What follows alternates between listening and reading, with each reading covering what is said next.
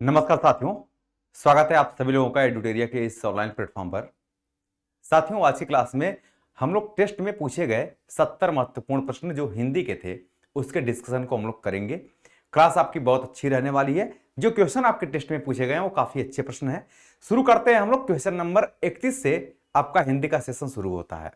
तो शुरुआत करेंगे हम लोग क्वेश्चन नंबर 31 से, और बिना समय लिए ही हम लोग पहले प्रश्न से शुरू करते हैं। कह रहा है कि निम्नलिखित में से किसमें कंठ ध्वनि का प्रयोग किया गया है। प्यारे साथियों, किसमें कंठ ध्वनि का प्रयोग किया गया है? बेसिकली जिनका उच्चारण कंठ से होता है वो कंठ ध्वनियां होती हैं। जैसे हम द की बात करेंगे तो त थ द ध न, है ना।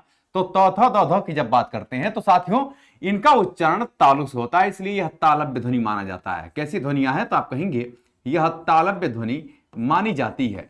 इसके बाद आगे आप देख सकते हैं, कह रहा है कि छ, जैसे छ के उच्चारण में हम कहते हैं च छ ज झ, तो च छ ज झ की जब बात करते हैं तो ये च जो होता है ये भी, क्षमा चाहता हूं, ये दंत वर्ण है ना भाई। त थ द द, माफ करिएगा, ये दंत वर्ण है। कैसा वर्ण है? तो आप कहेंगे दंत वर्ण है। इसके बाद आप देख सकते हैं च छ, ये तालव्य वर्ण है। ये कैसा वर्ण है? तालव्य वर्ण है। इसके बाद एक दिया हुआ है भ, जैसे हम भ का उच्चारण करते हैं तो प फ ब भ, ये दोनों ओठ हमारे सटते हैं, इसलिए जो भ आपका दिया हुआ है प फ ब भ, ये ओष्ठ व्यंजन माना जाता है। कैसा है? तो आप कहेंगे ओष्ठ व्यंजन ये माना जाता है। और इसके साथ साथ प्यारे साथियों जब क की बात करते हैं तो क ख इनका उच्चारण कंठ से होने के कारण ये हमारे कंठ ध्वनियों के अंतर्गत आती हैं। ये किस में आएंगी? तो आप कहेंगे ये कंठ ध्वनि मानी जाती है। तो आप देख सकते हैं कि प्रश्न का जो सही उत्तर है वो आपका डी ही हो जाएगा, यानी प्रश्न का सही उत्तर आपका डी करेक्ट हो जाएगा। क्लियर है? नेक्स्ट क्वेश्चन, क्वेश्चन नंबर हम लोग बात करेंगे 32 नंबर की। क्वेश्चन नंबर 32 कह रहा है कि वे ध्वनियां जिनके उच्चारण में स्वर तंत्रियों के निकट आ जाने से उनके बीच हवा से उनमें कंपन होता है कहलाती है। इसे कौन सी ध्वनि के नाम से हम लोग जानते हैं? यहां पर कह रहा है कि नासिक ध्वनि है, या फिर काकल्य स्पर्शी ध्वनि है, या फिर घोष ध्वनि कहते हैं, या फिर महाप्राण ध्वनि कहते हैं इसको। बेसिकली जो नासिक के ध्वनियां होती हैं ये किसी भी वर्ग का, जैसे नासिक जिनके उच्चारण में नाक और मुंह दोनों से हवा निकलती है, जैसे हम लोग कहते हैं या, ठीक है, ये नासिक के ध्वनि के नाम से जानी जाती हैं। या जो अनुस्वार लगे होते हैं ये नासिक के ध्वनि होता है। ठीक है प्यारे साथियों, एक बात ध्यान में रखेंगे, नासिक के ध्वनियों के अंतर्गत वर्ग के पंचमाक्षर भी आते हैं। आप लिख लेंगे वर्ग के पंचमाक्षर, वर्ग के पंचमाक्षर, पंचमाक्षर भी होते हैं। इसके साथ साथ आप काकल्य स्पर्शी ध्वनि की जब बात करते हैं तो काकल्य स्पर्शी, जैसे एक वर्ण होता है ह, आप ध्यान रखिए इसको, ह। हालांकि ह जो होता है इसे हम लोग काकल्य वर्ण के नाम से जानते हैं, काकल्य वर्ण के नाम से जानते हैं। ह को स्वरयंत्री व्यंजन भी कहा जाता है, स्वरयंत्री व्यंजन भी कहा जाता है, स्वरयंत्री व्यंजन भी कहते हैं। और ह को हम लोग कंठ ध्वनि के नाम से भी जानते हैं। ये तीनों बातें हैं। क्योंकि स्वरयंत्री व्यंजन स्वरयंत्र से उच्चारण होता है, और जो स्वरयंत्र होता है प्यारे साथियों ये कंठ और काकल्य के मध्य होता है, इसीलिए इसको स्वरयंत्री व्यंजन के नाम से हम लोग जानते हैं। प्यारे साथियों इसी प्रकार घोष ध्वनियों की बात करते हैं। देखिए ये कह रहा है आपका कि वे ध्वनियां जिनके उच्चारण में स्वर तंत्रियों के निकट आ जाने से उनके बीच निकलती हवा से उनमें कंपन होता है वो कहलाती है। देखिए कंपन के आधार पर या घोष के आधार पर, जब हम लोग घोष की बात करते हैं साथियों, घोष, घोष का अर्थ ही होता है कंपन। क्या होता है? कंपन होता है। और घोष के आधार पर, घोष के आधार पर जो वर्ण होते हैं ये दो प्रकार के होते हैं। एक होता है अघोष वर्ण, एक होता है आपका अघोष वर्ण, और दूसरा होता है सघोष। दूसरा क्या होता है? सघोष होता है। प्यारे साथियों किसी भी वर्ग का जो पहला और दूसरा वर्ण होता है ये अघोष कहलाता है। कौन कौन सा? तो आप कहेंगे कि पहला और दूसरा, दूसरा ये वर्ण जो होता है ये अघोष कहलाता है। अघोष में पहले और दूसरे वर्ण की हम लोग चर्चा करते हैं। कौन कौन सा? पहला और दूसरा वर्ण ये अघोष कहलाता है। हाँ बिल्कुल, बहुत अच्छा। तो ये अघोष कहलाता है। इसके साथ साथ जब हम लोग य, र, ल, व और ह की बात करते हैं, किसकी बात करेंगे? तो हाँ पहला और दूसरे की बात हम लोग कर लिए। इसके साथ साथ साथियों एक चीज ध्यान रखेंगे कि जो स स श होते हैं आपके, स स और स होते हैं, देखिए इनके उच्चारण में बेसिकली कंपन उत्पन्न नहीं होता है स स श के उच्चारण में, इसलिए इसको हम लोग अघोष कहते हैं। और हम कहेंगे तीसरा, चौथा और पांचवा प्रत्येक वर्ग का ये वर्ण, और इसके साथ साथ य, र, ल, व और ह, ये जो वर्ण है आपको दिख रहे हैं, ये सभी वर्ण आपके सघोष के दायरे में आते हैं। इतनी बातें क्लियर है। चलिए इसके साथ साथ तो यहां पर सही आंसर क्या होगा भाई, उनमें कंपन उत्पन्न होता है। कंपन उत्पन्न होने के कारण इसे हम लोग सघोष या घोष ध्वनि के नाम से जानते हैं, इसे हम लोग सघोष भी कहते हैं, एक नाम से जानते हैं। क्लियर है। इसके बाद एक आता है प्राण ध्वनि यानी महाप्राण। प्राणत्व के आधार पर या प्राण के आधार पर, प्राण, प्राण का अर्थ होता है वायु, आप लिख लेंगे। तो साथियों वायु के आधार पर, वायु के आधार पर जो हम लोग वर्ण की बात करते हैं, जिस वर्ण की बात करते हैं, तो वायु के आधार पर जब हम वर्णों को बांटते हैं तो आप देख सकते हैं कि वायु के आधार पर वर्णों को दो भागों में हम लोग विभाजित करते हैं। कितने भागों में? दो भागों में। प्राण के आधार पर हम लोग वर्णों को बांटते हैं। एक होता है अल्प प्राण, अल्प प्राण, और दूसरा होता है महाप्राण, दूसरा होता है महाप्राण। ठीक है। अल्प प्राण क्या होता है बेसिकली, तो किसी भी वर्ग का पहला, तीसरा और जो पांचवा वर्ण होता है ये अल्प प्राण के दायरे में आता है। बहुत ध्यान समझ लेंगे, किसी भी वर्ग का पहला, तीसरा और पांचवा वर्ण ये अल्प प्राण में आता है। प्यारे साथियों महाप्राण की जब बात करते हैं तो किसी वर्ग का दूसरा और चौथा वर्ण ये महाप्राण होते हैं। जैसे मान लीजिए हम ये कहते हैं कि क, हमने कहा ख, हमने कहा ग, हमने कहा घ और हमने कहा अंगा। ठीक है। आप देख सकते हैं क के लिए हम इंग्लिश के जिन शब्दों का प्रयोग, जिन अक्षरों का, वर्णों का प्रयोग करते हैं वो होता है के, लेकिन हम लोग बोलते हैं क फिर बोलते हैं ख, तो के एच ये आपका ख हो गया। इसी प्रकार ग के लिए जी होता है, घ के लिए होता है आपका जी एच। ठीक है। यानी आप देख सकते हैं क, ख, फिर ग, घ, अंगा। तो पहला, तीसरा और पांचवा वर्ण ये हमारे अल्प प्राण होते हैं। इसके बाद दूसरा और चौथा वर्ण जो होता है ये महाप्राण के दायरे में आते हैं। प्यारे साथियों एक बात और ध्यान में रखेंगे, पंडित किशोरीदास वाजपेयी जी की जब बात करेंगे, आप देख सकते हैं कि जब हम पंडित किशोरीदास वाजपेयी जी की बात करते हैं, आप यहां पर थोड़ा सा लिख लीजिए, पंडित, लिखिए, एक नाम आता है पंडित किशोरीदास वाजपेयी। किशोरीदास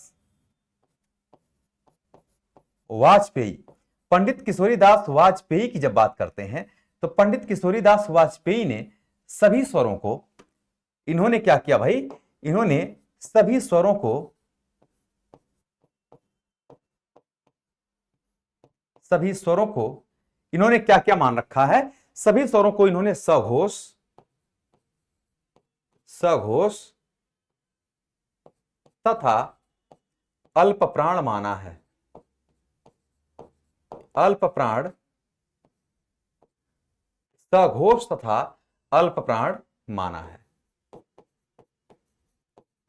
उम्मीद करता हूं कि आपने इस बातों को बहुत अच्छी तरह से समझा होगा। प्यारे साथियों आगे बढ़ते हैं, क्वेश्चन नंबर बात करेंगे 33 का। ये कह रहा है ध, ये देखिए घ नहीं है, ये कई आपके आते हैं इसमें वर्ण, इसलिए एक एक वर्णों पर पकड़ होनी चाहिए। एक होता है घ, ऐसे लिखते हैं, एक होता है ध, ऐसे लिखते हैं, और जब ध को लिखते हैं तो इसके ऊपर से कभी सीरो रेखा नहीं गुजरनी चाहिए, यही तो वर्ण की पहचान होती है। एक होता है ध, इस प्रकार से ध ऐसे होता है, तो यहां पर आपको पाई दिखेगा। बेसिकली ये द और ध से मिलकर बना होता है। किससे बना होता है, तो आप कहेंगे साथियों ये बना होता है आपका द और ध के योग से, द और ध के योग से। लेकिन ध्यान रखना है कि ये संयुक्त व्यंजनों में नहीं आता है। ठीक है, संयुक्त व्यंजनों में इनका प्रयोग हम लोग नहीं करते हैं। आगे बढ़ेंगे, इसको हम लोग संपृक्त व्यंजन कह सकते हैं।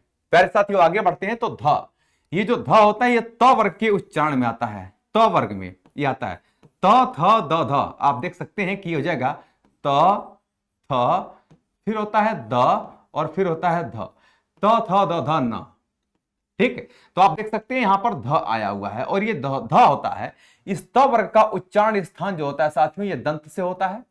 इनका उच्चारण स्थान कहां से होता है, दंत से होता है। यही कारण है कि ध का उच्चारण स्थान भी दंत से होगा, इसलिए प्रश्न का जो सही आंसर है वो डी होगा। ओष्ठ से जो उच्चारण होता है ये प वर्ग का होता है। ये किसका होता है? तो आप कहेंगे कि प वर्ग का जो उच्चारण होता है ये ओष्ठ से होता है। इसी प्रकार क वर्ग का जो उच्चारण स्थान होता है, क वर्ग का जो उच्चारण स्थान होता है ये कंठ से होता है। तालु से तालव्य जो वर्ण होते हैं ये च वर्ग होते हैं। क्या होते हैं? च वर्ग ये माने जाते हैं। प्यारे साथियों आगे बढ़ेंगे और नेक्स्ट क्वेश्चन हम लोग देखते हैं, क्वेश्चन नंबर 34। ये कह रहे निम्नलिखित में से कौन से दो वर्ण अयोगवाह कहलाते हैं? देखिए बेसिकली अयोगवाह की जब हम लोग चर्चा करते हैं, हम जब साथियों अयोगवाह की चर्चा करते हैं तो आप कहेंगे कि सर ये है आपका अयोगवाह। क्या होता है? अयोगवाह है। प्यारे बच्चों जब अयोगवाह की हम लोग बात करते हैं तो ये होता है ये होता है योग और ये होता है वाह। इसका मतलब होता है कि योग ना होने पर भी किसी वर्ण का वहन करना, योग ना होने पर भी किसी वर्णों का वहन करना, ये अयोगवाह कहलाते हैं। मेरे दोस्तों अयोगवाह हिंदी में ऐसे दो वर्ण होते हैं जो योग ना होने पर भी किसी न किसी वर्णों का वहन करते हैं। एक होता है अम और दूसरा होता है अह। प्यारे साथियों जब हम लोग अम और अह की बात करते हैं तो इनकी गणना कभी भी स्वरों में नहीं की जाती है। आप लिख लेंगे इनके विषय में कि इनकी गणना स्वरों में नहीं, इसलिए लिखवा रहा हूं कि बार बार आप लोग कहते हैं ये भी स्वर है, बहुत लोग कहते हैं कि स्वर है। आप लिख लेंगे कि इनकी गणना स्वरों में नहीं की जाती है। इनकी गणना स्वरों में नहीं की जाती है, स्वरों में नहीं की जाती है, नहीं की जाती है। इनकी गणना स्वरों में नहीं की जाती है। प्रश्न यह है कि आखिर इनकी गणना स्वरों में क्यों नहीं करते हैं? इसके पीछे का जो लॉजिक है वो ये है कि देखिए किसी भी स्वर का जब उच्चारण करते हैं, किसी स्वर को हम उच्चारित करते हैं तो अंत में कभी भी कोई वर्ण नहीं आता है, यानी व्यंजन कभी भी अंत में नहीं आते हैं। दूसरा प्रश्न ये होता है साथियों कि जब हम किसी व्यंजन वर्ण का उच्चारण करते हैं तो स्वर अंत में आते हैं, कभी भी स्वर पहले नहीं आते हैं। इसलिए हमेशा याद रख लेना जब अंग और अह की बात करते तो अंग यानी अम, इस तरह से अम आप देख सकते हैं कि अम के उच्चारण में इस प्रकार से म जो हो रहा है आपका, ये अंत में आ रहा है। इसी प्रकार से हम जब बोल रहे हैं अह तो आप समझिए अंत में ह आ रहा है, आ रहा है। आप जरा बोल करके देखिए। तो व्यंजन के पहले कभी भी स्वर का स्थान नहीं होता, व्यंजन के बाद ही, यानी स्वर के अंत में ही व्यंजन लगते हैं। कभी भी स्वरों के क्षमा चाहता हूं, व्यंजन के अंत में ही स्वर लगते हैं, कभी भी व्यंजन के पहले स्वर का स्थान नहीं होता है। तो इसलिए यह व्यंजन की परिभाषा को भी पूर्ण रूप में जो है कि पूर्ण नहीं करते हैं, और स्वरों की परिभाषा को इसलिए नहीं पूर्ण करते हैं कि स्वर के बाद कभी व्यंजन का प्रयोग नहीं होता है। इसीलिए ना तो ये पूरी तरह से स्वर हैं और ना ही पूरी तरह से ये व्यंजन होते हैं।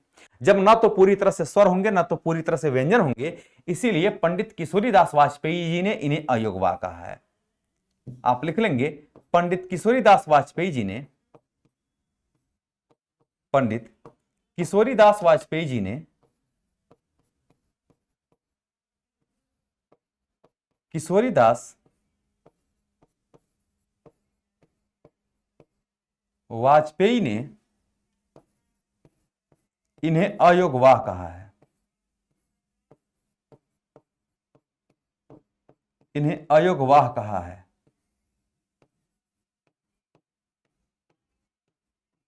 अयोगवाह कहा है, ये बात क्लियर है। तो अम और अह ये दो आपके वर्ण हैं। प्रश्न का सही आंसर आपका डी हो जाएगा। देखिए अ और आ की जब बात करेंगे तो जो अ होता है साथियों ये कंठ, ये दोनों आपके कंठ वर्ण होते हैं। कैसे वर्ण हैं? तो आप कहेंगे ये कंठ वर्ण होते हैं। ठीक है, आपको ये वाला वर्ण अयोगवाह है, अयोगवाह है, अयोगवाह है, लेकिन ये वाला जो वर्ण है ये आपका कंठ वर्ण हो गया। कैसा वर्ण हुआ? तो कंठ वर्ण हो गया। इसी प्रकार से जो अम है ये अयोगवाह हो गया, अयोगवाह हो गया। और जो री है यह एक मूर्धन्य वर्ण है। कैसा वर्ण है? तो आप कहेंगे साथियों यह एक मूर्धन्य वर्ण है। तो आपको अलग अलग वर्ण मिल गए, अयोगवाह नहीं हुए। प्रश्न का सही आंसर होगा जो वो डी हो जाएगा। नेक्स्ट कह रहे वाक्यों में प्रयुक्त शब्दों का व्यवहारिक और अनुशासित रूप क्या कहलाता है? वाक्यों में प्रयुक्त शब्दों का जो व्यवहारिक और अनुशासित रूप होता है इसी को हम लोग क्या कहते हैं साथियों? पद कहते हैं। क्या कहते हैं? पद कहते हैं। बेसिकली पद होते क्या है? जैसे मान लीजिए कि आपने कहा राम, आपने कहा राम, आपने कहा श्याम, आपने कहा सीता, आपने कहा सीता, सीता। ठीक है, हमने कहा राम श्याम और सीता ये क्या है? आप कहेंगे सर राम पद ये शब्द है, श्याम शब्द है, सीता शब्द है। जब किसी शब्दों का प्रयोग हम लोग स्वतंत्र रूप से करते हैं तो ये शब्द कहलाते हैं, लेकिन जब यही शब्द कारक की विभक्तियों के अनुसार वाक्य में प्रयुक्त कर दिए जाते हैं, या इस प्रकार कहेंगे हम लोग कि कारक की विभक्तियों के साथ ये वाक्य में प्रयुक्त होते हैं, तो हम लोग इसे पद कहने लगते हैं। जैसे मान लीजिए इसी को हम लिख देते हैं कि राम, हम कहते हैं राम श्याम और सीता, और सीता और सीता बाजार जाएंगे, बाजार जाएंगे।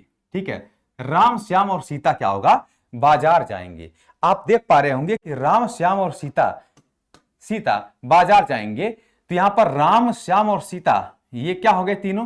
तो आप कहेंगे ये पद हो गए। क्या हो गए? तो ये तीनों आपके पद हो जाएंगे। ठीक है, इसके साथ साथ राम श्याम और सीता की जब बात यहां पर करते हैं हम लोग, तो ये आपके शब्द होते हैं। ये क्या होते हैं? शब्द होते हैं।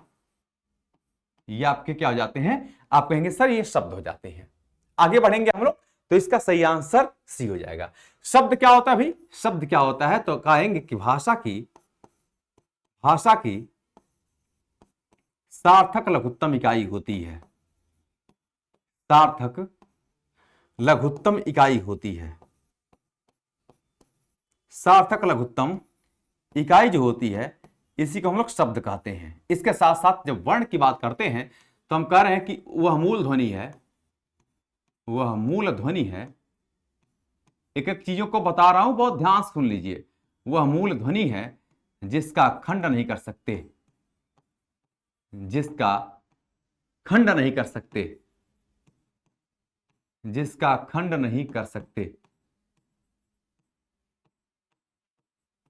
जिसका खंड नहीं कर सकते।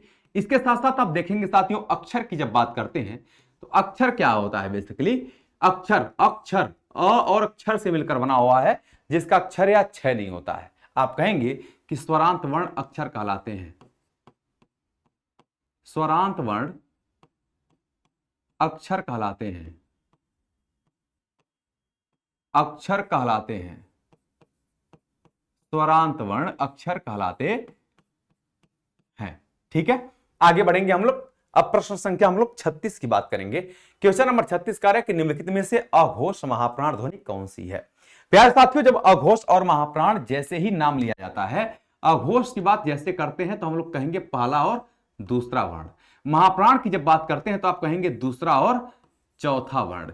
आप सीधी सी बात जान लीजिए कि पहली बात, पहला तो नहीं हो पाएगा, दोनों तो पहला नहीं होंगे। कोई भी पहला वर्ण आएगा तो दोनों नहीं होगा, चौथा आएगा तो भी नहीं हो पाएगा। इसलिए केवल जो दूसरा कॉमन वर्ण है, किसी भी वर्ग का दूसरा वर्ण ढूंढ लीजिए कहां पर दिया हुआ है, आंसर करेक्ट वही होगा। जैसे हम कहते हैं क ख, तो ये वाला आपका पहले ही दिया हुआ है। बाकी देख लीजिए ट ठ ड, ये दूसरा नहीं है, कट गया। दूसरा इसलिए हम ढूंढ रहे हैं ना कि मान लीजिए पहला, अगर मान लीजिए पहला वर्ण लेते हैं तो पहला इसमें नहीं है तो महाप्राण नहीं होगा, और अगर चौथा लेते हैं तो इसमें कहीं अघोष में नहीं है, लेकिन दूसरा अघोष भी है और दूसरा महाप्राण भी है, इसलिए दोनों में दो ही कॉमन है। तो दूसरा वर्ण ढूंढेंगे, आंसर आ जाएगा आपका। ये कह रहा है ड, ये खारिज हो गया। क पहला वर्ण है, खारिज हो गया। त थ द ध चौथा वर्ण हो गया, खारिज हो गया। सिर्फ एक ही आंसर पे है, क पर। बहुत अच्छा ट्रिक है, ये बहुत बेहतरीन ट्रिक है। और आप जब भी अघोष महाप्राण हो तो आप सीधा कहेंगे अघोष, यानी पहला और पहला और दूसरा वर्ण, महाप्राण दूसरा और चौथा, दो कॉमन है। आप दो को हिट कर दीजिए, आंसर आ जाएगा, दूसरा वर्ण ख है। क्वेश्चन नंबर बात करेंगे, किसी भी वर्ग का अगर अघोष महाप्राण ध्वनियों की बात करते हैं तो अघोष महाप्राण ध्वनियां कौन कौन सी होती हैं भाई? थोड़ी सी हम चर्चा कर देते हैं आपको। अघोष और महाप्राण जो ध्वनियां होती हैं, महाप्राण जो ध्वनि होती है, ये कौन कौन सी होंगी? किसी भी वर्ग का, जैसे क के बाद आपका आ जाता है ख, क के बाद क्या आएगा? ख आ जाएगा। च वर्ग में च के बाद छ आ जाएगा। ट वर्ग में ट के बाद ठ आएगा। त वर्ग में त के बाद थ आएगा, और प वर्ग में प के बाद फ आ जाएगा। ये जितनी भी ध्वनियां हैं ये अघोष और महाप्राण के दायरों में आती है। आगे बढ़ेंगे, कोई भी स्वर अघोष महाप्राण नहीं होता है। आगे बढ़ेंगे साथियों, नेक्स्ट क्वेश्चन की बात करते हैं। कार्य अंतस्थ व्यंजन कौन से हैं? बेसिकली जो अंतस्थ व्यंजन है वो कौन सा है? च छ ज झ, यह तालव्य ध्वनि के नाम से जानी जाती है। इसको हम लोग तालव्य ध्वनि कहते हैं, तालव्य व्यंजन होता है ये।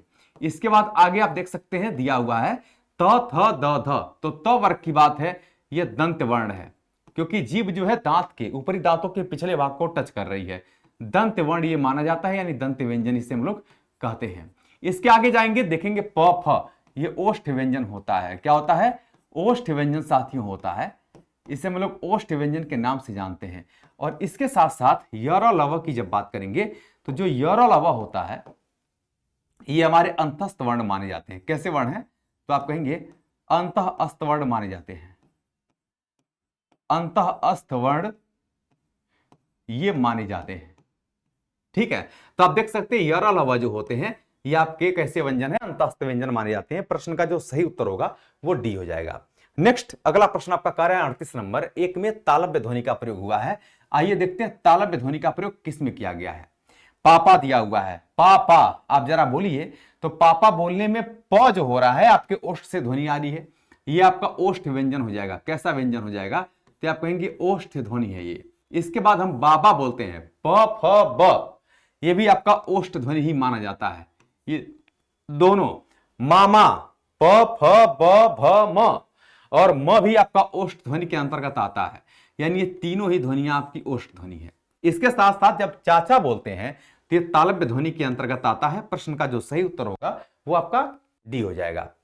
आगे बढ़ेंगे, क्वेश्चन नंबर हम लोग 39 की बात करेंगे। कार्य केंद्रीय हिंदी निदेशालय ने हिंदी की मानक वर्णमाला में मूलतः कितने स्वर और कितनी व्यंजन ध्वनियों को स्थान दिया है? तो केंद्रीय हिंदी निदेशालय ने हिंदी की मानक वर्णमाला में मूलतः कितनी ध्वनियों, कितने व्यंजन और स्वरों को स्थान दिया है? आप इस प्रश्न का जब आंसर करेंगे तो आप सीधा बोलेंगे कि सर इसमें तो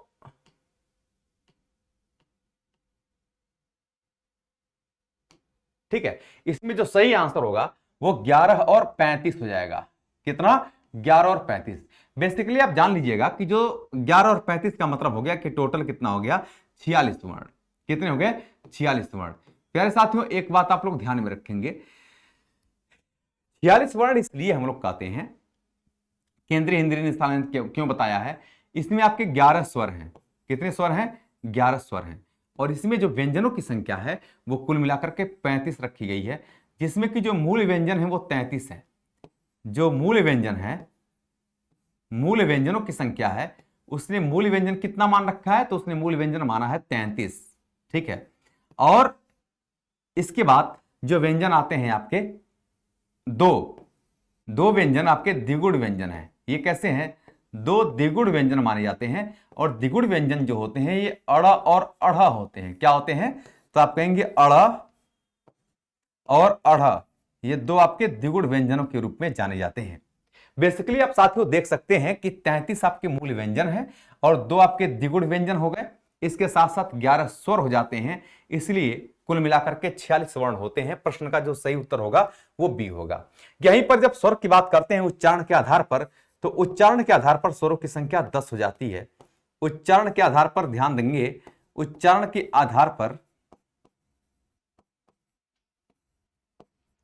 पर जो स्वर होते हैं इन स्वरों की संख्या 10 हो जाती है। कितनी होती है? 10, क्योंकि री को इसमें सम्मिलित नहीं किया गया है, री का उच्चारण स्पष्ट नहीं होता है। आगे बढ़ेंगे, नेक्स्ट क्वेश्चन की बात करेंगे। क्वेश्चन नंबर 40, सभी स्वर क्या होते हैं? पंडित किशोरीदास वाजपेयी जी ने सभी स्वरों को क्या मान रखा है? दीर्घ स्वर माना है। गलत है। स्वर दो प्रकार के होते हैं, मात्रा के आधार पर, उच्चारण के आधार पर। हम लोग कह सकते हैं कि स्वर जो होते हैं वह एक ह्रस्व स्वर होता है, दूसरा दीर्घ स्वर। ह्रस्व स्वर को हम लोग रस स्वर के नाम से भी जानते हैं। और इसके बाद आगे देख सकते हैं महाप्राण की बात कर रहा है। जितने भी स्वर होते हैं यह अल्प प्राण होते हैं, न कि महाप्राण होते हैं। जितने भी स्वर होते हैं ये अघोष नहीं होते हैं, सघोष होते हैं, दीर्घ नहीं होते हैं, कभी भी महाप्राण नहीं होते। देखिए दीर्घ तो होते हैं लेकिन सभी स्वर नहीं होते हैं, इसलिए गड़बड़ है। प्रश्न का जो सही आंसर होगा वो सिर्फ डी हो जाएगा। सभी स्वर आप लिख लेंगे, सभी स्वर जितने भी स्वर हैं इनको लिख लेंगे, ये सघोष होते हैं। जितने भी स्वर हैं ये सघोष हैं, और इस सघोष के साथ साथ इनकी गणना हम लोग अल्प प्राण में भी करते हैं। किस में करते हैं? तो अल्प प्राण में भी करते हैं। इनकी गणना साथियों हम लोग अल्प प्राण में भी किया करते हैं। जितने भी स्वर हैं सघोष के साथ साथ अल्प प्राण भी होते हैं। इसके साथ साथ एक बात और जान लेंगे यह बात किसने कहा है? पंडित किशोरीदास वाजपेयी के अनुसार। आप लिख लेंगे पंडित किशोरीदास वाजपेयी के अनुसार। पंडित किशोरीदास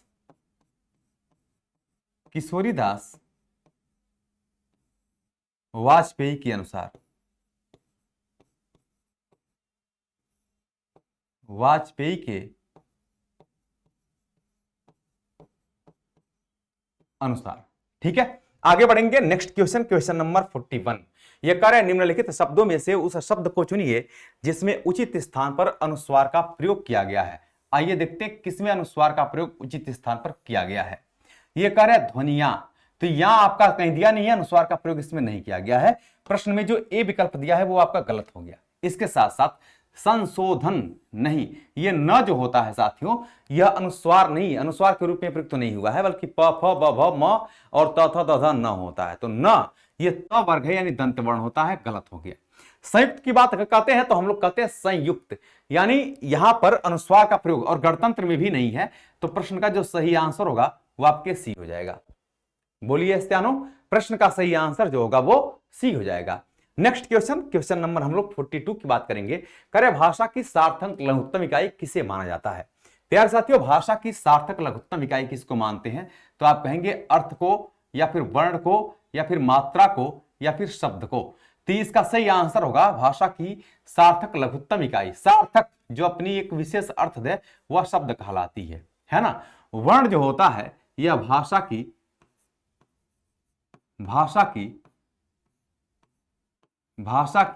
सबसे छोटी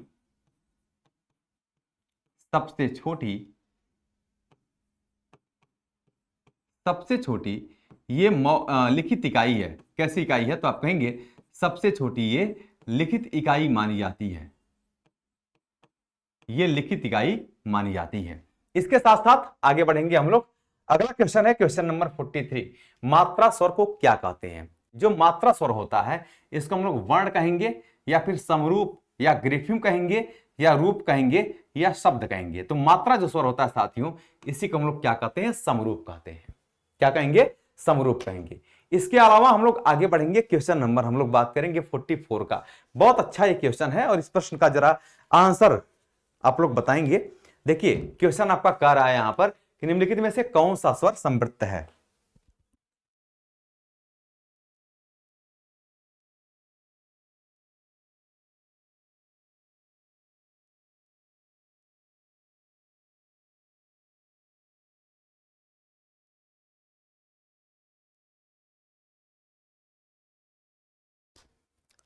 देखिए ध्यान से देखिए, यह कार्य निम्न में से कौन सा स्वर संवृत्त है? प्यारे साथियों, हम लोग जब कभी भी मुख द्वार खुलने के आधार पर स्वरों की बात करते हैं, मुख द्वार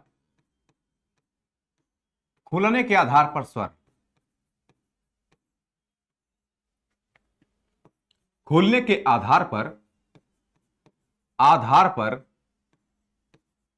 जब हम लोग स्वरों की चर्चा करते हैं, जब हम लोग स्वर की बात करते हैं, तो मुख द्वार खुलने के आधार पर जो स्वर होते हैं आपके, ये दो प्रकार के होते हैं। एक होता है संवृत्त स्वर, एक होता है संवृत्त स्वर, और दूसरा होता है विवृत्त स्वर। दूसरा होता है विवृत्त स्वर। ठीक है, दूसरा कौन सा स्वर होगा? तो आप कहेंगे विवृत्त स्वर होगा। आप संवृत्त स्वर की जब बात करते हैं तो देखिए यहां पर हम जब उच्चारण करते हैं ई का, ई ऊ, तो मुख खुलता ही नहीं है हमारा। यहां पर चार स्वरों की बात करेंगे। एक तो होगा ई, और एक होगा ई, इसके साथ हम लोग कहेंगे ऊ, और फिर हम लोग कहेंगे ऊ। ये आपके संवृत्त स्वर के अंतर्गत आते हैं। इसके बाद जब हम लोग विवृत्त स्वरों की चर्चा करते हैं तो विवृत्त स्वरों में आपका आता है आ, आप देख लेंगे ये आता है आ, इसके साथ साथ ए होता है, इसके साथ साथ पहले ए लिखिए, इसके साथ साथ आपका ए हो जाता है, फिर आपका ए हो जाता है, ए के साथ साथ आपका ओ हो जाता है, ओ के साथ आपका औ हो जाता है, और औ के साथ साथ एक और स्वर होता है आ, जो आगत स्वर के नाम से जिसे हम लोग जानते हैं। आप देख लीजिए यहां पर एक संवृत्त मैंने लिखा है, दूसरा लिख लिया है मैंने विवृत स्वर को। साथियों एक बात ध्यान में रखेंगे कि यहां पर जो आपका दिया हुआ है संवृत्त स्वर, इसमें भी अगर हम लोग अर्थ संवृत्त की बात करें या संवृत्त की बात करें तो आप देख सकते हैं कि जो ई है और ऊ है ये आपका संवृत्त हो गया। ये क्या हुआ? संवृत्त हो गया। ठीक है, संवृत्त स्वर वे स्वर होते हैं जिनके उच्चारण में मुख द्वार सब मतलब एकदम नहीं खुला होता है, एकदम बंद होता है। ठीक है, सबसे कम खुला रहता है। और ई और ऊ की जब बात करते हैं तो ये स्वर जो होते हैं ये अर्ध संवृत्त कहलाते हैं। अर्ध संवृत्त का मतलब होता है कि जिन स्वरों के उच्चारण में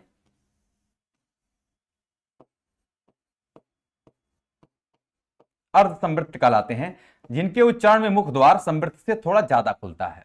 इसके साथ साथ जो विवृत स्वर होते हैं, ये विवृत स्वर क्या होते हैं? तो आप कहेंगे जिनके उच्चारण में मुख द्वार सबसे ज्यादा खुलता है। जैसे हम लोग कहते हैं आ, ठीक है, आ की बात करते हैं। इसके साथ साथ हम लोग ए की बात करते हैं। इसके साथ साथ हम लोग औ की बात करते हैं। ये तीन ऐसे स्वर होते हैं जिनको हम लोग विवृत के नाम से जानते हैं। किस नाम से? विवृत। इनके उच्चारण में मुख द्वार सबसे ज्यादा खुलता है और विवृत से थोड़ा सा कम अगर खुले तो आप कहेंगे कि वो होता है आपका, वो कौन सा होगा भाई? तो ए, फिर ओ और आ, ये होते हैं अर्ध विवृत स्वर। ये क्या होते हैं? तो आप कहेंगे ये आपके अर्ध विवृत स्वर होते हैं। ये अर्ध विवृत स्वर माने जाते हैं। ठीक है, तो उम्मीद करता हूं कि आप अब समझ गए होंगे संवृत्त स्वर कौन सा है। तो संवृत्त यहां पर हम कहेंगे कि भाई कौन सा हो जाएगा? तो यहां पर दिख रहा है ना आ कभी भी संवृत्त नहीं हो सकता, औ नहीं हो सकता, ए नहीं हो सकता। तो ये वाला और ये वाला ये विवृत्त है। एक ही बचा है केवल सी वाला, यह संवृत्त स्वर हो जाएगा। उम्मीद करता हूं कि आप मेरी बातों को बहुत अच्छी तरह से समझ रहे होंगे। निम्नलिखित में से महाप्राण ध्वनियां कौन सी है? महाप्राण ध्वनि किसी भी वर्ग का जो दूसरा और चौथा वर्ण होता है, ये हमारे महाप्राण होते हैं। दूसरा और चौथा प्यारे साथियों कौन कौन सा है? किसी भी वर्ग का। जैसे क वर्ग में क्या क्या होता है? तो ख हो जाएगा, इसके बाद घ हो जाएगा। ठीक है, च वर्ग में छ हो जाएगा और झ हो जाएगा। इसी प्रकार ट वर्ग में ठ हो जाएगा और ढ हो जाएगा। ट ठ ड ढ। ठीक है, इसी प्रकार त वर्ग में थ हो जाएगा और ध हो जाएगा। ठीक है, फ हो जाएगा और भ हो जाएगा। आप देख लीजिए इनमें से जोड़ा कौन सा दिया हुआ है। ये कह रहे क और ग, ये कभी भी महाप्राण नहीं बल्कि ये अल्प प्राण है। क्या है? तो आप कहेंगे ये अल्प प्राण व्यंजन माने जाते हैं, ध्वनियां मानी जाती हैं। इसके साथ च छ, तो च छ ज ये भी हमारे अल्प प्राण के दायरे में आ जाएंगे। इसके साथ साथ प फ ब अल्प प्राण ये भी होते हैं। ये आपके तीनों ही अल्प प्राण है। ठीक है, लेकिन ट ठ और ड ढ की बात करेंगे, ये ढ है आपका, और त थ द ध की बात करेंगे। ढ और ध ये दोनों हमारे कैसे मान जाते हैं? महाप्राण ध्वनियां हैं। प्रश्न का जो सही आंसर होगा वो हो जाएगा आपका डी। ये सभी ध्वनियां कौन सी होती हैं? महाप्राण, महाप्राण ध्वनि है ये ध्यान रखेंगे। महाप्राण ध्वनि ये हो जाएगा, है ना। इसको आप लोग उतार लेंगे। इसके बाद आगे बढ़ेंगे साथियों, क्वेश्चन नंबर 46। ये देख सकते हैं निम्नलिखित में से एक कथन सही है। कार्य सभी स्वर सघोष होते हैं, एकदम सही है। इसके बाद सभी स्वर अघोष होते हैं, एकदम गलत है। सभी स्वर सघोष और अघोष दोनों होते हैं, एकदम गलत है। सघोष तो सही है लेकिन अघोष आपका गलत हो जाएगा, स्टेटमेंट गलत होगा। सभी स्वरों में घोषत्व नहीं होता। देखिए सभी स्वरों में घोषत्व नहीं होता, घोष होता है भाई, सभी स्वर घोषत्व। ये घोष जो होते हैं उसी को घोषत्व बोलते हैं, या इसको हम लोग सघोष के नाम से भी जानते हैं। ये होता है, इसलिए ये भी गलत हो जाएगा स्टेटमेंट। प्रश्न का जो सही आंसर होगा वो केवल और केवल विकल्प आपके ए हो जाएंगे। उम्मीद करता हूं कि आप मेरी बातों को समझ पा रहे होंगे। कार्य वर्त ध्वनियों के उच्चारण में जिह्वा की नोक दंत पंक्तियों के ऊपरी भाग का स्पर्श करती हैं। कार्य जिह्वा की नोक दंत पंक्ति का स्पर्श करती हैं। जिह्वा की नोक तालु का स्पर्श करती हैं, करती हैं, करती हैं, करती हैं। ठीक है, इसके बाद कह रहे जिह्वा की नोक ओठों का स्पर्श करती है, ओठों का स्पर्श करती है। ठीक है, आप देख सकते हैं कि जब हम लोग वर्ष का उच्चारण करते हैं बेसिकली, तो वर्ष के जो उच्चारण होते हैं इसमें जिह्वा की जो नोक होती है ये वाली है, ये ऊपर वाला, ठीक है, सबसे आगे वाला। जीवा किणोक ये दंत पंक्तियों के ऊपरी भाग का स्पर्श करती है वर्ष ध्वनि के उच्चारण में। आप देखिए, बोलिए ट ठ, है ना। तो ये वर्ष ध्वनियों में ऐसा होता है। प्रश्न का जो सही आंसर होगा ये आपका ए हो जाएगा। यही आंसर आपके करेक्ट होंगे। आगे बढ़ेंगे हम लोग, क्वेश्चन नंबर बात करेंगे साथियों 48 का। ये री स्वर की मात्रा का प्रयोग कौन से शब्द में है? ये कार्य मातृभूमि में है, या रात्रि में है, या आम्र में है, या फिर क्रिया में है?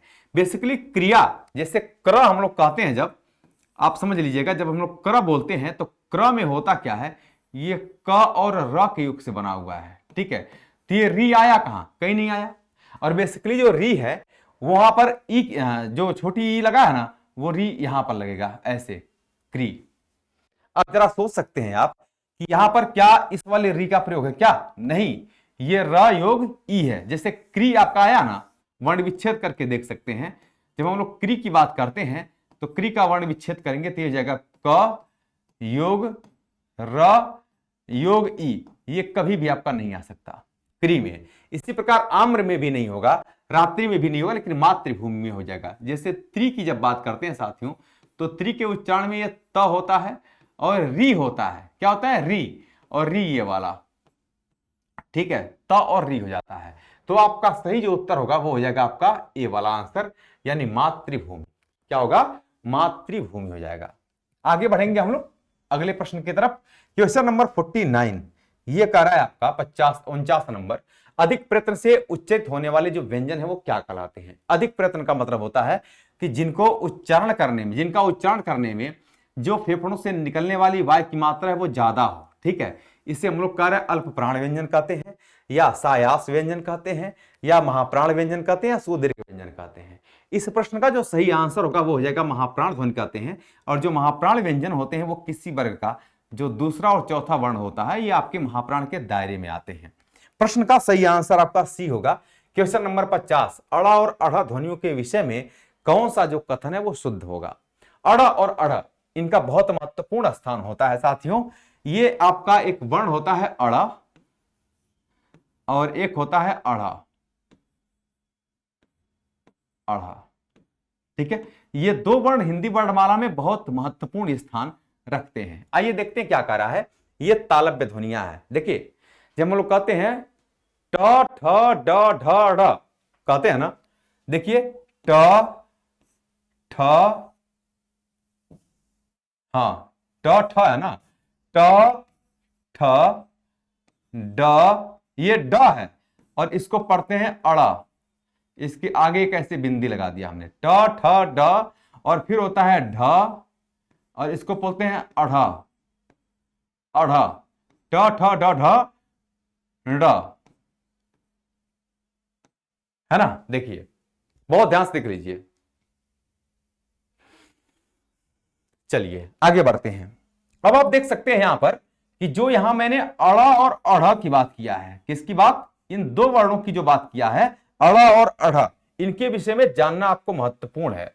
यह तालव्य ध्वनि कभी भी नहीं होगा। इसलिए नहीं होगा साथियों क्योंकि अड़ा और अढ़ा यह ट वर्ग में आ रहे हैं, और ट वर्ग के जो व्यंजन होते हैं यह मूर्धन्य होते हैं। कैसे वर्ण होते हैं? तो आप कहेंगे ये मूर्धन्य है, इसलिए अड़ा और अढ़ा भी आपके मूर्धन्य वर्णों में आ जाएंगे। ये तालव्य नहीं होता है, ये मूर्धन्य होता है, मूर्धन्य ध्वनियां है, ठीक। ये गड़बड़ है। ये मूर्धन्य उत्क्षिप्त ध्वनियां है। देखिए उत्क्षिप्त तो होता है, ये बात तो सही है। ये वाला जो उत्क्षिप्त दिया हुआ है ये बात है तो सही है, लेकिन ये जो मूर्धन्य दिया हुआ है आपका, एक मिनट, मूर्धन्य उत्क्षिप्त ध्वनियां ना, ठीक तो है, कोई दिक्कत नहीं है। मूर्धन्य भी और उत्क्षिप्त भी है, कोई समस्या नहीं है, ये सही है। तीसरा दिया हुआ है इनका प्रयोग शब्द के आरंभ, मध्य तथा अंत में सर्वत्र किया जाता है। ये शब्द भी गलत है और यहां पर ये भी गलत है, ठीक। ये भी गलत है और ये भी, दोनों गलत है आपका। दोनों महाप्राण है। देखिए अड़ा और अढ़ की जब बात करते हैं तो महाप्राण बेसिकली कौन से होते हैं? दूसरा और चौथा वर्ण जो होता है ये महाप्राण में आता है। आप देख लीजिए क्या दूसरा और चौथा वर्ण दिया हुआ है महाप्राण में। ये तीसरा है, यह अल्प प्राण होता है, लेकिन ये वाला महाप्राण होता है। तो जो अड़ा होता है, जो अड़ा होता है ये आपका अल्प प्राण वर्ण है। कैसा वर्ण है? अल्प प्राण है, अल्प प्राण होता है। लेकिन यहीं पर जब अड़ा की बात करते हैं साथियों तो ये हमारा महाप्राण के दायरे में आ जाता है। किसमें आता है? तो आप कहेंगे ये महाप्राण के दायरे में आता है।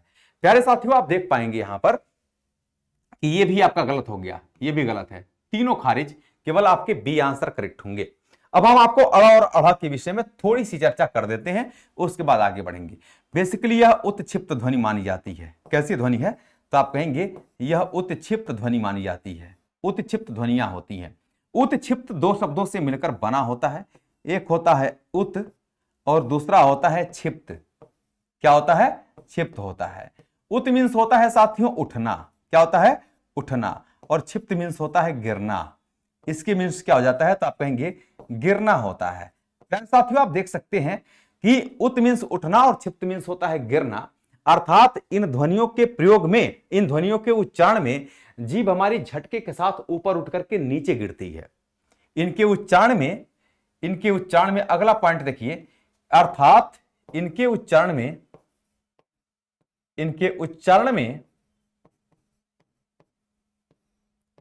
में जीभ झटके के साथ, जीभ झटके से ऊपर नीचे उठती है। आप ऐसे डायरेक्ट लिख लीजिए, ऊपर नीचे गिरती है, ऊपर नीचे गिरती है। ठीक है, यानी झटके से ऊपर उठ करके नीचे गिरती है। अगला पॉइंट इसमें सबसे महत्वपूर्ण यह है कि इनका प्रयोग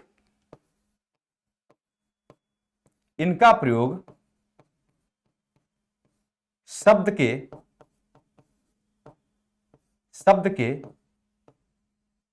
बीच में या अंत में किया जाता है, या अंत में किया जाता है। ठीक है, देखिए ये जब वर्ण जैसे ड और ढ, ये जब भी किसी शब्द के बीच में या अंत में आए तो आप अड़ा और अढ़ ही लिखेंगे हमेशा, कभी भी ड और ढ नहीं लिखेंगे। जैसे आप कह सकते हैं यहां पर, जैसे इसके लिए हम लोग एक उदाहरण लेते हैं। जैसे हमने कहा ढकना, ढकना, ये जो शब्द है आपका, आप देख सकते हैं कि यहां पर ताड़न जात का प्रयोग नहीं होगा। लेकिन अगर इसी में हम लोग लिख दें लू ढकना, लू ढकना, जरा दोनों शब्दों को बोलकर देखिए कि ढकना और लू ढकना, इन दोनों में, ये लुढ़कना बोलने में जीभ हमारी लड़खड़ाती है, और जीभ जब लड़खड़ाएगी साथियों, इसका मतलब है कि ताड़न जात का प्रयोग यहां पर किया जाएगा। इसी प्रकार से जब हम लोग कहते हैं लड़कियां, लड़कियां, लड़कियां, ठीक है, तो लड़कियां में ड़ पर जो है वो ताड़न जात का प्रयोग किया जाता है। ठीक है, इसी प्रकार हम लोग कहते हैं रोड, रोड, रोड, तो रोड में भी आप देख सकते हैं यहां पर ताड़न जात का प्रयोग किया गया है। क्लियर है ना? आगे बढ़ेंगे और इसे ही हम लोग अन्य नाम से भी जानते हैं। अन्य नाम में जैसे हम लोग कहते हैं इसको ताड़न जात वर्ण हो गया आपका, इसी को हम लोग द्विगुण व्यंजन कहते हैं, द्विगुण व्यंजन के नाम से जानते हैं। इसी को हम लोग द्विस्पर्शी व्यंजन के नाम से जानते हैं।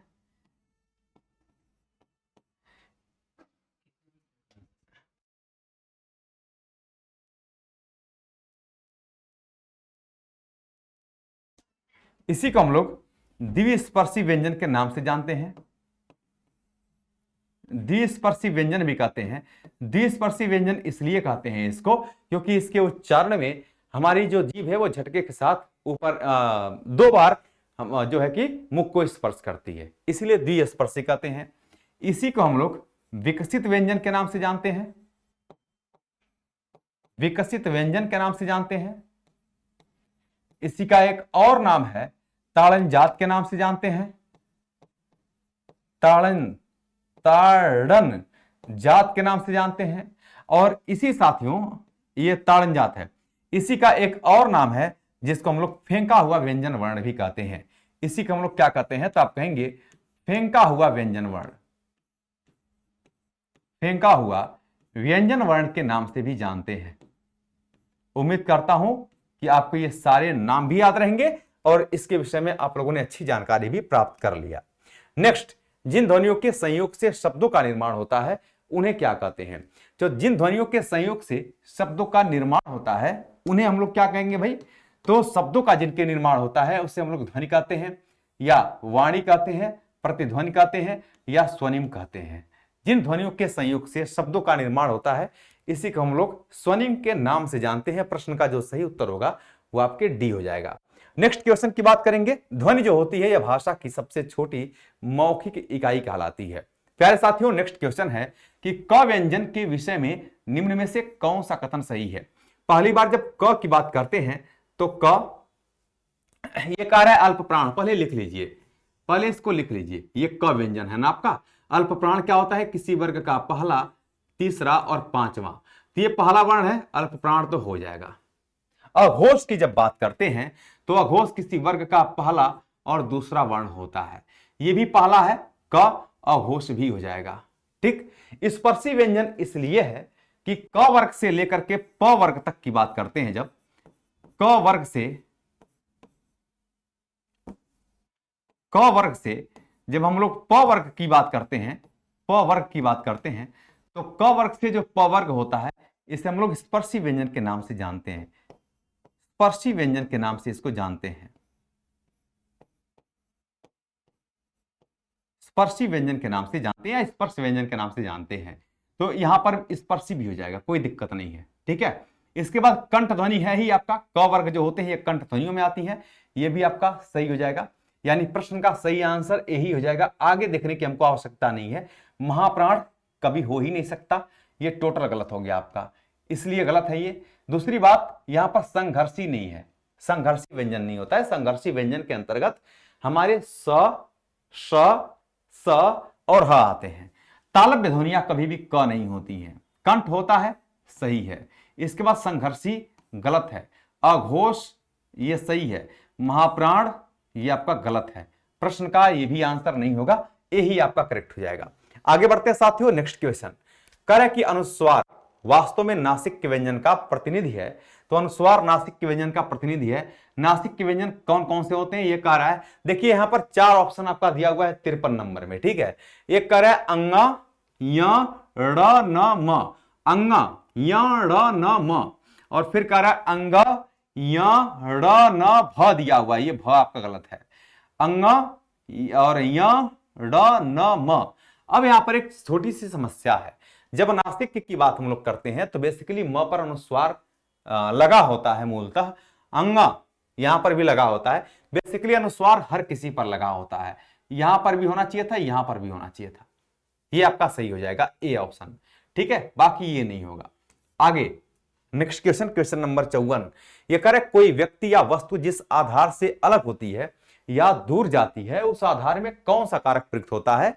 साथियों, जब कोई व्यक्ति अथवा वस्तु जिस आधार से अलग होती है वहां पर अपादान कारक का प्रयोग किया जाता है। इस प्रश्न का सही आंसर होगा अपादान कारक।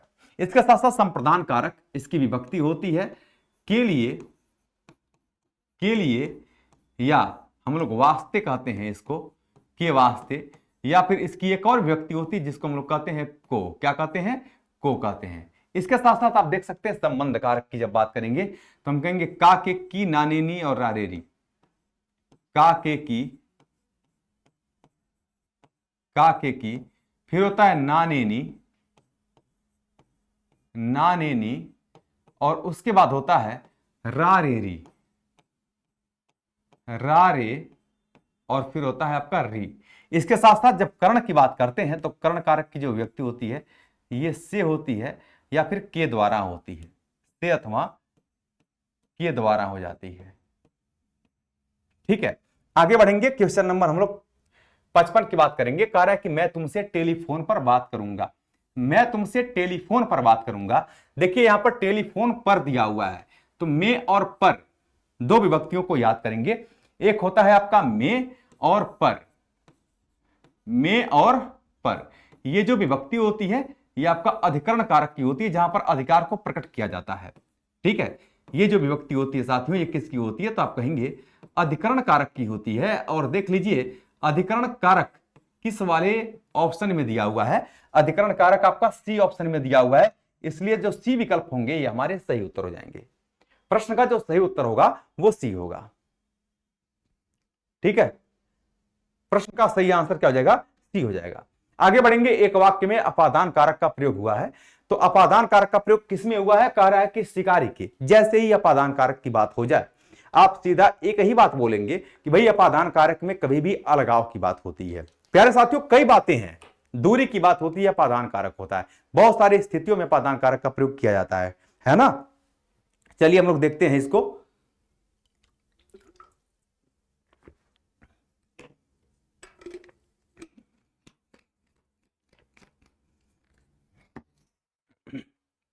देखिए, अपादान कारक, करे शिकारी के तीर से बाघ मरा। आप एक बात ध्यान में रखेंगे साथियों, जो से विभक्ति होता है ना, ये से विभक्ति एक तो करण कारक के लिए होता है और दूसरा अपादान कारक के लिए होता है। एक तो करण कारक के लिए होता है, करण कारक के लिए होता है, और दूसरा अपादान कारक के लिए होता है। अपादान कारक में ही से विभक्ति का प्रयोग करते हैं। अंतर इतना ही होता है कि कर्ण कारक की जो से विभक्ति होती है यह साधन के रूप में होती है, इसमें साधन के रूप में से मौजूद होता है। साधन के रूप में, साधन के रूप में कर्ण कारक की विभक्ति का प्रयोग किया जाता है। लेकिन जब अपादान कारक की बात करते हैं तो अपादान कारक में दो तीन बातें यहां पर इंक्लूड होती हैं। एक तो होता है अलगाव की दशा में, अलगाव की दशा में यहां पर अपादान कारक का प्रयोग होता है। दूसरा तुलना, तुलना, तीसरा दूरी, और भी तमाम चीजें हैं। आप देख सकते हैं यहां पर करे शिकारी के तीर से, तीर से अगर हुआ है इसका मतलब है तीर जो है वो साधन के रूप में मौजूद है, कर्ण कारक है, इसलिए ये गलत हो गया।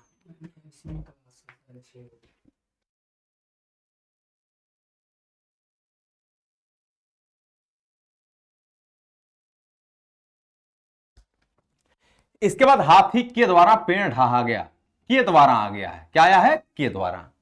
तो हाथी के द्वारा पेड़ ढहा गया। प्यारे साथियों, के द्वारा का मतलब हुआ यहां पर कर्ण कारक है, गलत है। सत्संग से बुद्धि सुधरती है, सत्संग से यानी ये आपका जो है ना, सत्संग से का मतलब हुआ।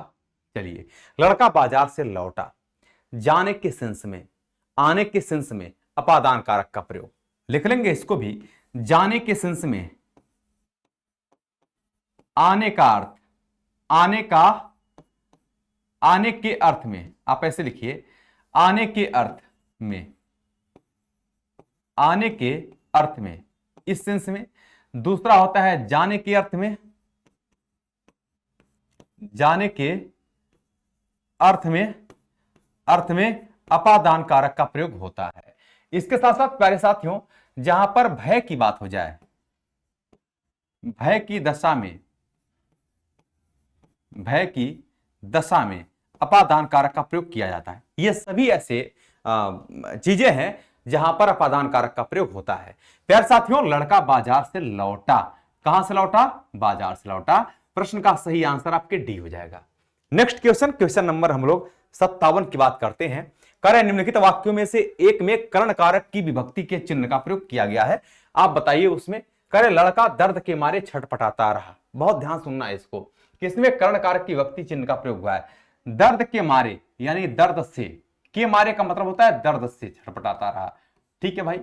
भोजन के निमित्त पधारिए, भोजन के निमित्त का मतलब होता है कि भोजन के लिए, इसका अर्थ हुआ के लिए पधारिए। ठीक है, और के लिए जो होता है या के वास्ते जो होता है, यह संप्रदान कारक की बात की जाती है। किसकी बात की जाती है, तो आप कहेंगे साथियों संप्रदान की बात की जाती है यहां पर, संप्रदान कारक। इसके बाद कार्य सिंह वन में या गुफा में रहता है। में और पर की जब बात होती है साथियों, तो यहां पर अधिकरण कारक की बात होती है।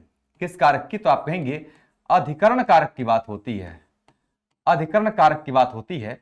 और साथियों देख सकते हैं यहां पर कह रहा है सरकार गरीबों के वास्ते, यहां पर भी के लिए और के वास्ते एक होता है, के लिए या के वास्ते, ये भी संप्रदान कारक की बात हो जाती है। किस कारक की, तो आप कहेंगे संप्रदान कारक की यहां पर बात होती है। यहां पर देख सकते हैं सिर्फ एक आपको ऑप्शन दिख रहा होगा, और वह जो ऑप्शन दिख रहा होगा वो कह रहा है कि लड़का दर्द के मारे, यानी के मारे का अर्थ होता है से, छटपटाता रहा। प्रश्न का सही आंसर ये होगा। बहुत लाजवाब प्रश्न है, केवल सोचना है आपको, जरूरी नहीं है कि वही विभक्ति दे दे, उसके अन्य रूप भी दे सकता है एग्जाम में। तो लड़का दर्द के मारे मीन्स होता है दर्द से छटपटाता रहा। इस प्रश्न का जो सही उत्तर होगा साथियों वो आपका ए आंसर करेक्ट हो जाएगा। नेक्स्ट क्वेश्चन, क्वेश्चन नंबर 58, ये कह रहा है कि निम्नलिखित वाक्यों में से एक में कर्ण कारक की विभक्ति चिन्ह का प्रयोग हुआ है। आइए देखते हैं किसमें है। कह रहे पैरों से चलना, कर्ण कारक ना, पैरों से चलना यात्रा, प्राणों से चलना जीवन, समुदाय से चलना समाज तथा देश और काल से चलना इतिहास कहलाता है। सम्य से विभक्ति लगी हुई है। कह रहा है कि आकाश से गिरी एक बूंद, जब आकाश से बूंद गिर रही है तो अलगाव मिल रहा है। आकाश और बूंद के विषय में जब अलगाव मिल रहा है तो अलगाव का मतलब है कि यहां कभी भी कर्ण कारक की विभक्ति का प्रयोग नहीं हुआ होगा। कह रहे कहीं विष तो कहीं कीचड़ बनी, ठीक, तो अलगाव हो रहा है, यहां पर आपके अपादान कारक का प्रयोग हुआ है। किस कारक का? आप कहेंगे अपादान कारक का प्रयोग यहां पर हुआ है। ठीक है, आगे बढ़ेंगे। कह रेल से उतरा मुसाफिर, जब रेल से कोई उतर रहा है तो रेल से दूर जा रहा है, और जहां दूरी की बात होती है प्यारे साथियों, वहां पर अपादान कारक का प्रयोग किया जाता है। क्या हो जाएगा? अपादान कारक का प्रयोग किया जाएगा, इसलिए कर्ण कारक का प्रयोग यहां पर भी नहीं किया गया है। आगे कह रहे पेड़ से गिरता सेब, जब हम लोग पेड़ से गिरते हुए सेब की बात करते हैं तो सेब पेड़ से अलग हो रहा है। अलगाव की दशा में अपादान कारक का प्रयोग, किस कारक का प्रयोग? तो आप कहेंगे अपादान कारक का प्रयोग यहां पर किया जाता है। यहां पर इस प्रश्न का जो सही उत्तर हो जाएगा वो आपके आंसर करेक्ट ए ही हो जाएंगे। बोलिए एस या नो? इस प्रश्न का सही उत्तर क्या हो जाएगा? Option number A will be right answer. Clear है? चलिए आगे बढ़ते हैं। उम्मीद करता हूं कि आप एक एक चीजों को बहुत बारीकी से, बहुत अच्छी तरह से समझते हुए चल रहे होंगे। कह रहे मानक हिंदी व्याकरण में कारक वह व्याकरण कोटि है जो, अब कारक क्या होता है भाई? कह रहे कार्य संपादित करने वालों की सूचना देती है, या संज्ञा या सर्वनाम के कार्यवाची प्रकार्य को बतलाती है, या उद्देश्य और विधेय पदों को जोड़ती है। देखिए कारक जो होता है, एक बात तो हमेशा जान लीजिए, कारक क्रिया का अन्य पदों के साथ जो संबंध को बताने का कार्य करता है वही बेसिकली कारक कहलाता है। क्या कहलाता है? कारक कहलाता है। कारक ये जरूरी नहीं केवल उद्देश्य को विधेय से ही जोड़ता है। कारक दो पदों को, कोई भी पद होते हैं, दो पदों को जोड़ने का कार्य करता है। वो अलग की बात है कि संज्ञा को कर्म से जोड़ देगा, मतलब कर्ता को कर्म से जोड़ेगा, ठीक है, या कर्ता का क्रिया के साथ संबंध बताएगा, या फिर कर्म का क्रिया के साथ संबंध बताएगा। कर्ण का क्रिया के साथ संबंध यानी क्रिया का अन्य पदों के साथ संबंध को बतलाने का कार्य करता है, वह कारक होता है। तो ये भी नहीं होगा उद्देश्य और विधेय पदों को जोड़ती है, ये भी गलत है। संज्ञा या सर्वनाम के कार्यवाही प्रकार्य को बताती है, गलत है। कार्य संपादित करने वालों की सूचना देती है, गलत है। कार्य संज्ञा अथवा सर्वनाम पद का क्रियापद से संबंध, मैंने आपको बताया है कि जो कारक होता है यह क्रिया का संज्ञा अथवा सर्वनाम या अन्य पदों के साथ संबंध को जोड़ने का कार्य करता है। इसलिए प्रश्न का जो सही उत्तर होगा वो आपके डी हो जाएगा। 59 नंबर क्वेश्चन का डी आंसर आपको एकदम करेक्ट होगा। नेक्स्ट क्वेश्चन की बात करेंगे। क्वेश्चन नंबर हम लोग 60 की बात करते हैं। कह रहा है निम्नलिखित वाक्यों में अपादान परसर्ग से युक्त वाक्य कौन सा है, यानी जिसमें अपादान कारक का प्रयोग किया गया है। प्यारे साथियों, ये कह रहा है हम कान से सुनते हैं। कान हमारा एक साधन है, और जब साधन की बात करते हैं तो ये अपादान नहीं बल्कि एक कर्ण कारक का प्रयोग किया गया है। किस कारक का प्रयोग? तो आप कहेंगे साथियों कर्ण कारक का प्रयोग यहां पर किया गया है। इसके साथ साथ हम आगे बढ़ते हैं। मोहन से उठा नहीं जाता, जब ये कहते हैं मोहन से उठा नहीं जाता, किससे? मोहन से। आप ये देख लीजिए यहां पर मोहन से उठा नहीं जाता है ना, यहां पर क्या है ना, कर्ण कारक का ही प्रयोग है, क्योंकि मोहन से, मोहन क्या है यहां पर साधन के रूप में प्रयुक्त है, यह भी आपका कर्ण कारक हो जाएगा। किस कारक का प्रयोग? कर्ण कारक का प्रयोग हो जाएगा। साधन के रूप में मोहन मौजूद है। राम ने अपने पुत्र से नाता तोड़ लिया। राम ने अपने पुत्र से नाता तोड़ लिया। किससे तोड़ा है? पुत्र से। जहां पर दो व्यक्तियों या वस्तुओं के बीच अलगाव की बात होती है वहां पर अपादान कारक का प्रयोग किया जाता है, और यही कारण है साथियों कि जो सी वाला आंसर है इसमें अपादान कारक का प्रयोग किया गया है। प्रश्न का सही आंसर भी सी ही होगा। कह रहा है राम ने रावण को, राम के बाण से मारा गया। किससे मारा गया है? बाण से मारा गया है। इसका मतलब है कि बाण साधन के रूप में मौजूद है, यही आपका साधन है, और जहां पर साधन की बात हम लोग करते हैं वहीं पर कर्ण कारक का प्रयोग किया जाता है। आगे बढ़ेंगे, नेक्स्ट क्वेश्चन की बात करेंगे। अगला प्रश्न क्वेश्चन नंबर 61। रामू घर से निकला। ये कह रहा है रामू घर से निकला। जब रामू घर से निकल रहा है इसका मतलब है रामू और घर के बीच में अलगाव की बात हो रही है। जहां पर भी डिटैचमेंट की बात होती है वहां पर आपका अपादान कारक का प्रयोग किया जाता है। प्रश्न का सही आंसर आपका सी हो जाएगा। कर्ण कारक, जैसे हम कहते हैं कि राम ने रावण को मारा, राम ने रावण को बाण से मारा, रावण को बाण से मारा, बाण से मारा, बाण से मारा। तो यहां पर किससे मारा है? बाण से। करण कारक की बात है। संप्रदान कारक, वह गरीब को वस्त्र देता है,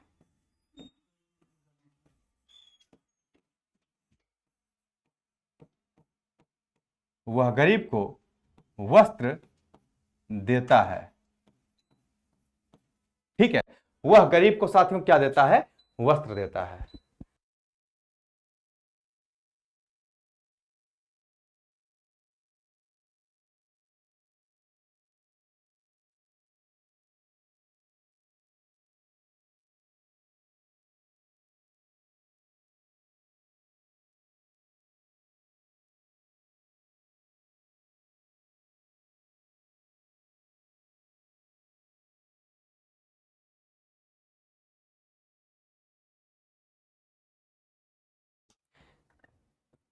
चलिए दोस्तों, हम लोग जो है कि क्वेश्चन नंबर 61 की बात कर रहे थे। हमने कहा कि भाई रामू घर से निकला, तो यहां पर हम जब कहते हैं कि इसमें किस कारक का प्रयोग किया गया, तो अपादान कारक है। वह गरीब को वस्त्र देता है, किसको देता है? गरीब को वस्त्र देता है। तो आप देख सकते हैं कि देने का अर्थ है, और देने के अर्थ में हम लोग संप्रदान कारक का प्रयोग करते हैं। किस कारक का प्रयोग करते हैं? तो आप कहेंगे संप्रदान कारक का प्रयोग करते हैं। इस प्रश्न का सही आंसर क्या हो जाएगा? संप्रदान कारक हो जाएगा। ठीक है, कारक हो जाएगा देने के अर्थ में। इस वाक्य को देख लेंगे एक बार, आगे बढ़ेंगे। क्वेश्चन नंबर 62 की बात करेंगे। 62 कारक, कविता का मर्म में कौन सी व्यक्ति? कविता का मर्म, कविता का मर्म, ये का लगा हुआ है प्यारे साथियों। का के की नानेनी और रारेरी की जब बात करेंगे, तो का के की नानेनी और रारेरी ये षष्ठी विभक्ति होती है, जिसको हम लोग संबंध कारक के नाम से भी जानते हैं। किस कारक के नाम से? आप कहेंगे संबंध कारक के नाम से भी जानते हैं। आगे बढ़ेंगे और क्वेश्चन नंबर 63 की बात करते हैं। कार्य आचार्य किशोरीदास वाजपेयी की मत से हिंदी में जो कारकों की संख्या है वो कितनी? ये इंपॉर्टेंट क्वेश्चन है, ये ध्यान रखिए। जैसे कारकों की संख्या वैसे हिंदी में कितनी मानी जाती है? तो आप कहेंगे 8 है, कारकों की संख्या 8 है। लेकिन किशोरीदास वाजपेयी का जो मत है वो ये मानते हैं कि भाई जो कारकों की संख्या हिंदी में वो कितनी है? सिर्फ 6 ही कारक इन्होंने माना है। इस प्रश्न का सही उत्तर आपका ए होगा। ये क्वेश्चन आपका काफी महत्वपूर्ण भी है। आगे बढ़ेंगे नेक्स्ट क्वेश्चन, क्वेश्चन नंबर 64। यह कह रहे हैं मेरे घर से आपका घर 5 किलोमीटर दूर है। मैंने कहा कि जब दूरी की बात हो जाए तो दूरी की दशा में हमेशा अपादान कारक का प्रयोग किया जाता है, न कि करण, संबंध और कर्म कारक की बात करते हैं। प्यारे साथियों, हम लोग क्वेश्चन नंबर 65 की बात करते हैं। कारक की संज्ञा अथवा सर्वनाम के, देखिए संज्ञा अथवा सर्वनाम के जिस रूप से उसका संबंध वाक्य की किसी दूसरे शब्द के साथ प्रकाशित होता है उसे क्या कहते हैं? जब हम कहते हैं संज्ञा अथवा सर्वनाम के जिस रूप से उसका संबंध वाक्य के किसी दूसरे शब्द के साथ प्रकाशित होता है, जैसे क्रिया, क्रिया जो कारक होता है वो कारक करता क्या है?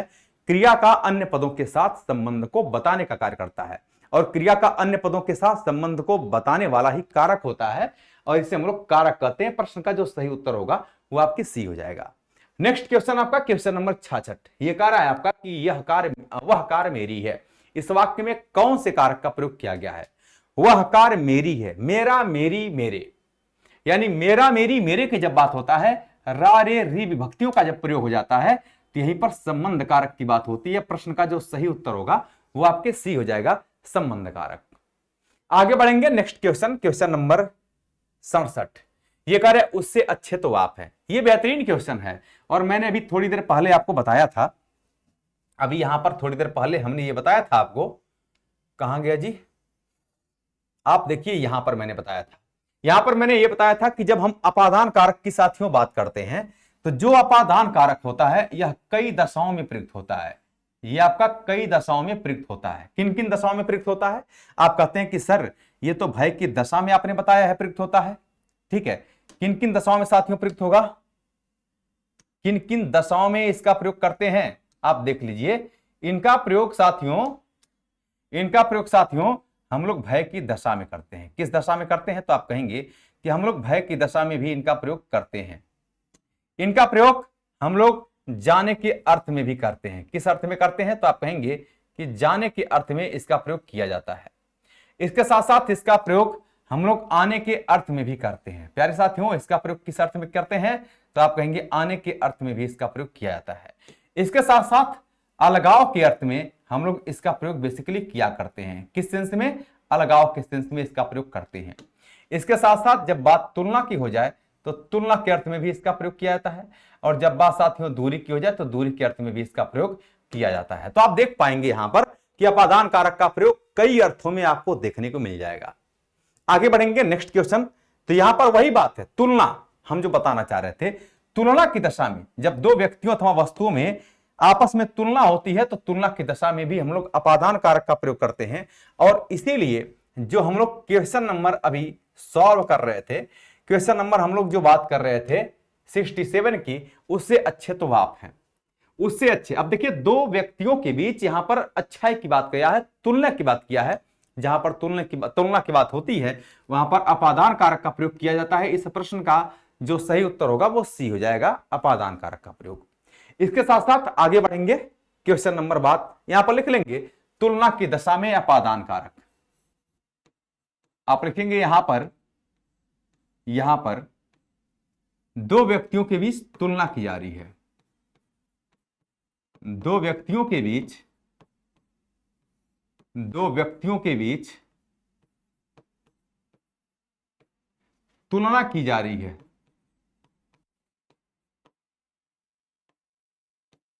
तुलना की जा रही है। ठीक है, तो यहां पर दो व्यक्तियों के बीच तुलना की जा रही है, इसलिए यहां पर कौन सा कारक होगा? अपादान कारक का प्रयोग किया गया है। क्वेश्चन नंबर 68, निम्न विकल्पों में से उस विकल्प का चयन कीजिए जो दिए गए समस्त पद के सही अधिकरण तत्पुरुष समास का विकल्प है। अब समास की बात हम लोग करते हैं, कह रहे हैं नगर निवास। नगर निवास का मतलब साथियों होता है नगर में निवास। ये क्या हो जाएगा? नगर में निवास। ठीक है, तो नगर में निवास इसका मतलब है कि नगर में निवास प्रश्न का जो सही उत्तर होगा वो आपका डी आंसर करेक्ट हो जाएगा। इस प्रश्न का कौन सा आंसर सही होगा? तो आप कहेंगे इसका डी आंसर करेक्ट हो जाएगा। नेक्स्ट क्वेश्चन, क्वेश्चन नंबर 69, ये करे जिस समस्त पद में पूर्व पद या उत्तर पद की बजाय किसी अन्य पद की अन्य अर्थ की प्रधानता होती है उसमें कौन सा समास होता है? जब किसी भी सामासिक शब्द या किसी भी सामासिक पद में न तो पूर्व पद प्रधान होता है न तो उत्तर पद प्रधान होते हैं, किंतु दोनों पद मिलकर के किसी तीसरे पद की प्रधानता का बोध कराते हैं या तीसरे पद की तरफ संकेत करते हैं, वहां पर बहुब्रीहि समास होता है। कौन सा होगा? बहुब्रीहि समास। बहुब्रीहि समास में आप 2-3 पॉइंट लिख लेंगे। कोई पद प्रधान नहीं होता, कोई पद प्रधान नहीं होता, प्रधान नहीं होता, बल्कि तीसरा पद प्रधान होता है, बल्कि तीसरा पद प्रधान होता है, या अन्य पद, तीसरा पद प्रधान होता है। ठीक है, तीसरा पद कोई प्रधान होता है। इसी प्रकार से जब बहुब्रीहि के बाद अव्ययी भाव समास यहां पर दिया हुआ है, अव्ययी भाव समास में क्या होता है साथियों? तो आप कहेंगे पूर्व पद प्रधान होता है, पूर्व पद प्रधान होता है। इसके साथ साथ आप देख सकते हैं तत्पुरुष समास की बात करते हैं तो यहां पर कहेंगे उत्तर पद प्रधान होता है, उत्तर पद प्रधान होता है, उत्तर पद प्रधान होता है। हम लोग द्वंद्व समास की बात कहेंगे तो कहेंगे दोनों पद प्रधान होता है, दोनों पद प्रधान होता है। ठीक है, यहां पर भी आपके दोनों पद क्या होते हैं? द्वंद्व समास में प्रधान होते हैं। आगे बढ़ते हैं नेक्स्ट क्वेश्चन, क्वेश्चन नंबर 70 की बात करेंगे। करें निम्न विकल्पों में से उस विकल्प का चयन कीजिए जो दिए गए समस्त पद के सही बहुब्रीहि समास का विकल्प हो। अब बहुब्रीहि समास का विकल्प कौन सा होगा? आइए समास विग्रह को देखते हैं। करें मुरलीधर। मुरलीधर का अर्थ होता है मुरली को धारण करने वाला।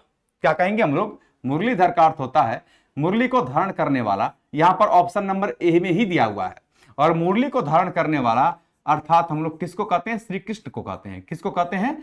तो आप कहेंगे श्री कृष्ण को कहा जाता है।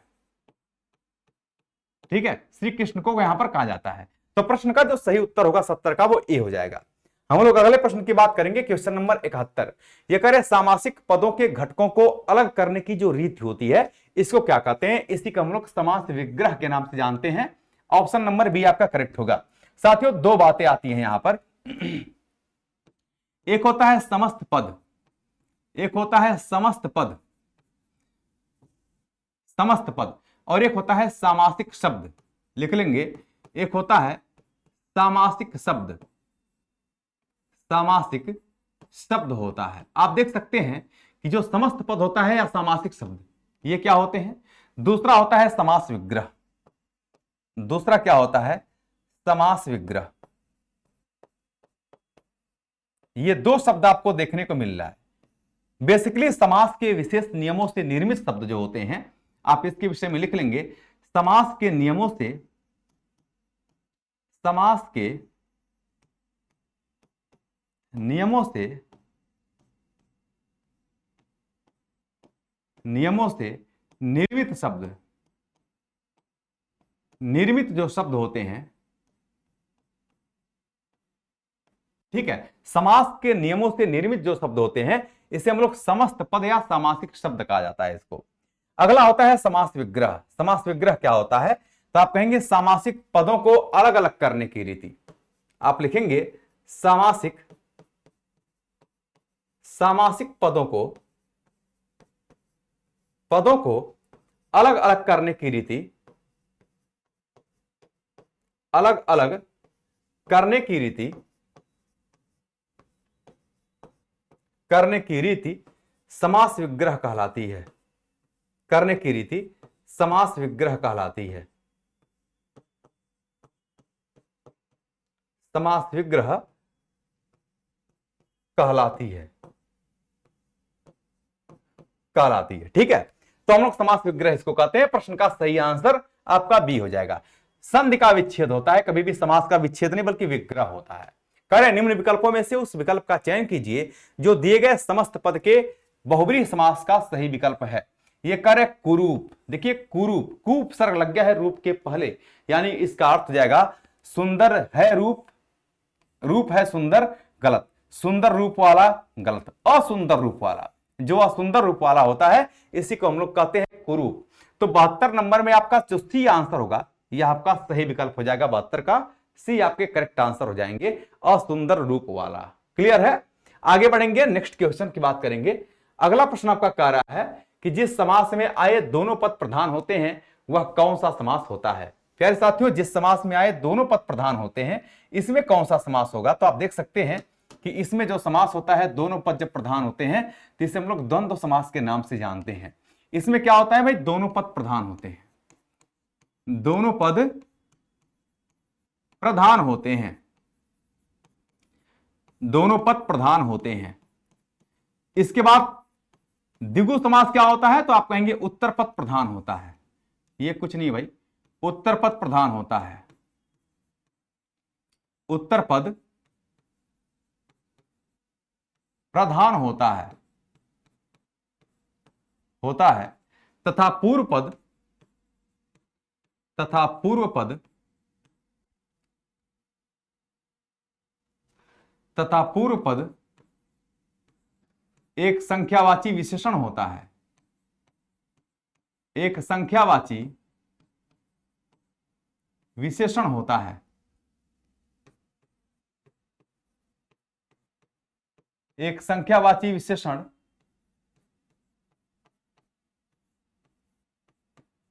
होता है। इसके साथ साथ आप देख सकते हैं तत्पुरुष समास की बात करते हैं। तत्पुरुष समास में क्या होता है? तो आप कहेंगे उत्तर पद प्रधान होता है, उत्तर पद प्रधान होता है,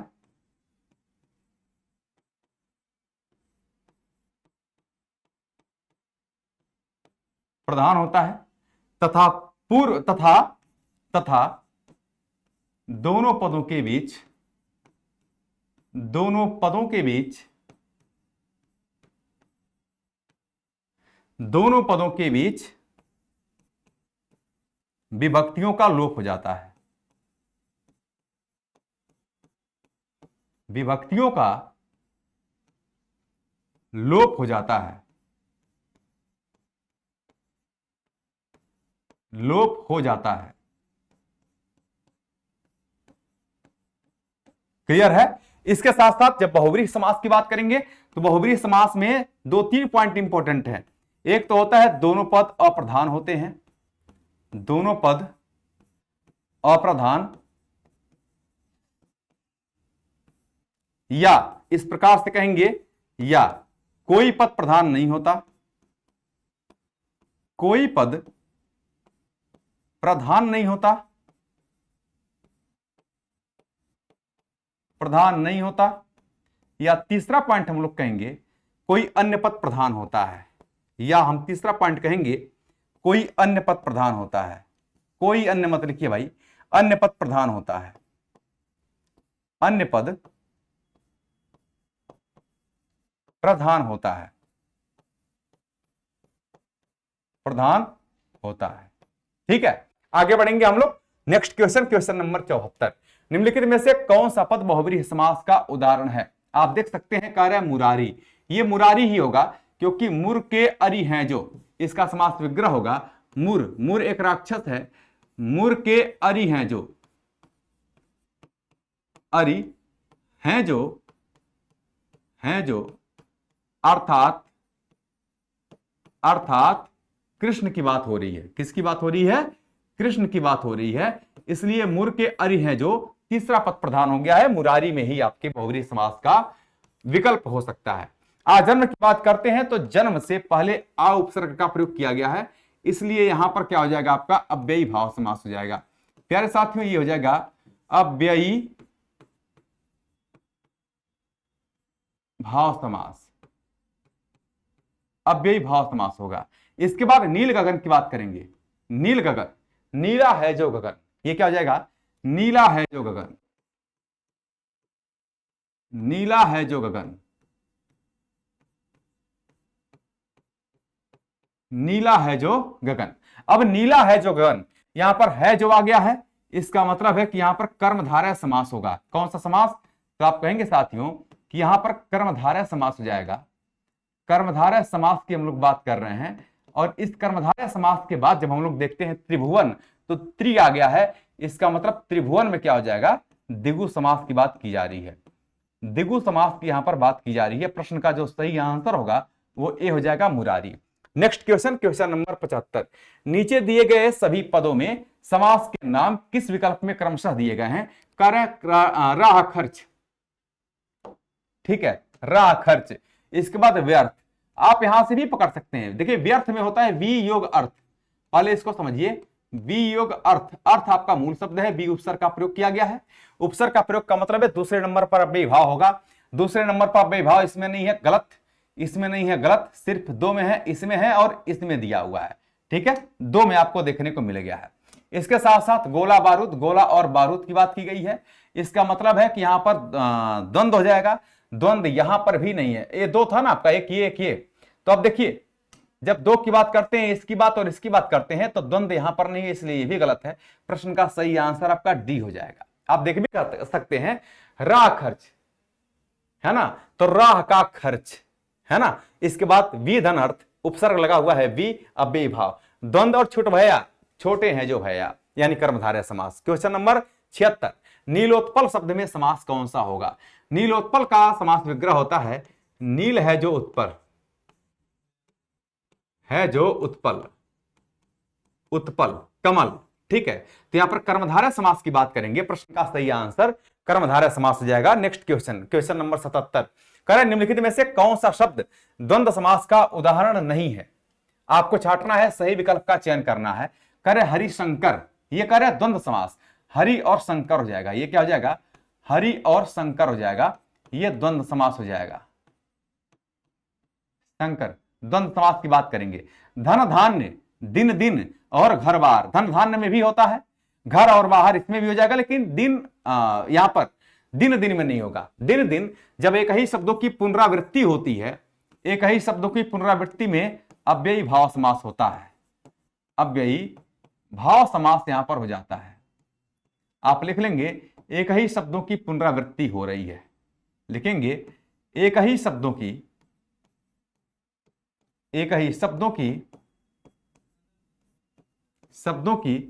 पुनरावृत्ति हो रही है,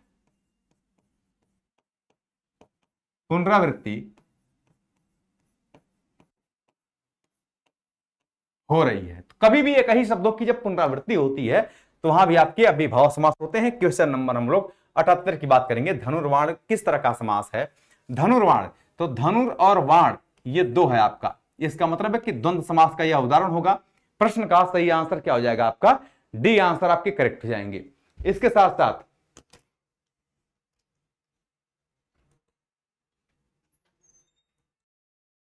तो आप यहां पर देख सकते हैं साथियों, बहुब्री द्वंद्व समास हो जाएगा। आगे बढ़ते हैं। जिस समास के पूर्व एवं उत्तर पद दोनों ही समान रूप से प्रधान होते हैं उसे क्या कहते हैं? जब दोनों पद की प्रधानता होती है साथियों तो यहां भी आपके द्वंद्व समास कहा जाता है। क्या होता है? द्वंद्व समास। द्विगु समास उत्तर पद प्रधान, बहुब्री दोनों पद अप्रधान, तत्पुरुष दोनों पद प्रधान।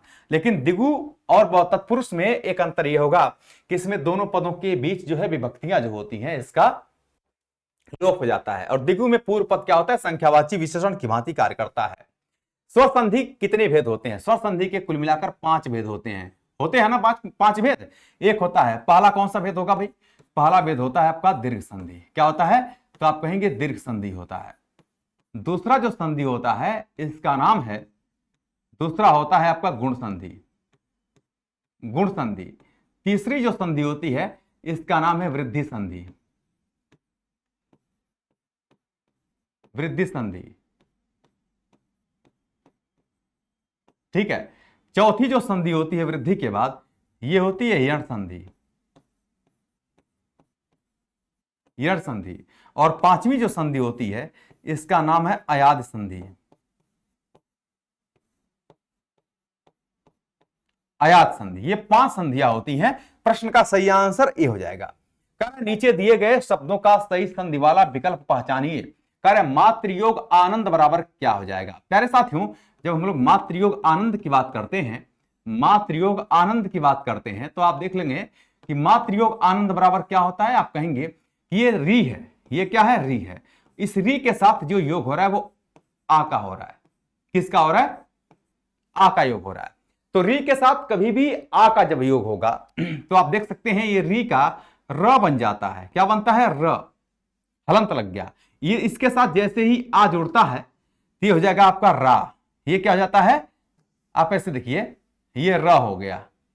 ठीक है, ये र हो गया। और जैसे ही आपका इस र के साथ इस वाले आ का योग होगा, आ का योग हो जाएगा। ठीक है, तो ये बन जाएगा आपका क्या?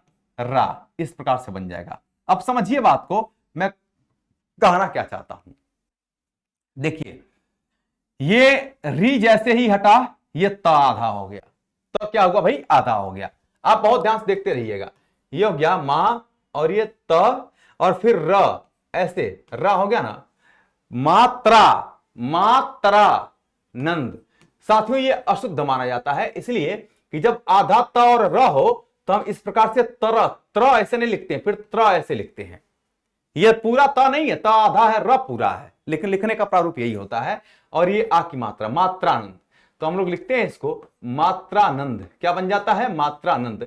और देख लीजिए, जब ई उ और री के पश्चात कोई भी असमान स्वर आता है, ठीक है, जब ई उ और री के पश्चात कोई भी असमान स्वर आता है तो ई का या उ का व और री का र बन जाता है। इसी को कहते हैं इको यणच यानी यण संधि। तो मात्रानंद इस प्रश्न का सही उत्तर होगा। और इसमें संधि कौन सी होगी? तो आप कहेंगे यण संधि का इसमें साथियों प्रयोग किया गया है। प्रश्न का सही आंसर डी हो जाएगा। Next question number 82। नीचे दिए गए शब्द में प्रयुक्त संधि भेद का सही विकल्प चुनिए। शास्त्रार्थ। शास्त्रार्थ का संधि विच्छेद होता है शास्त्र, शास्त्र योग अर्थ बराबर ये हो जाता है शास्त्रार्थ। आप देखिए शास्त्र योग अर्थ कहां है? शास्त्र होगा, शस्त्र मत करिएगा, क्योंकि शास्त्रार्थ है आपका, शस्त्रार्थ नहीं शब्द है आपका।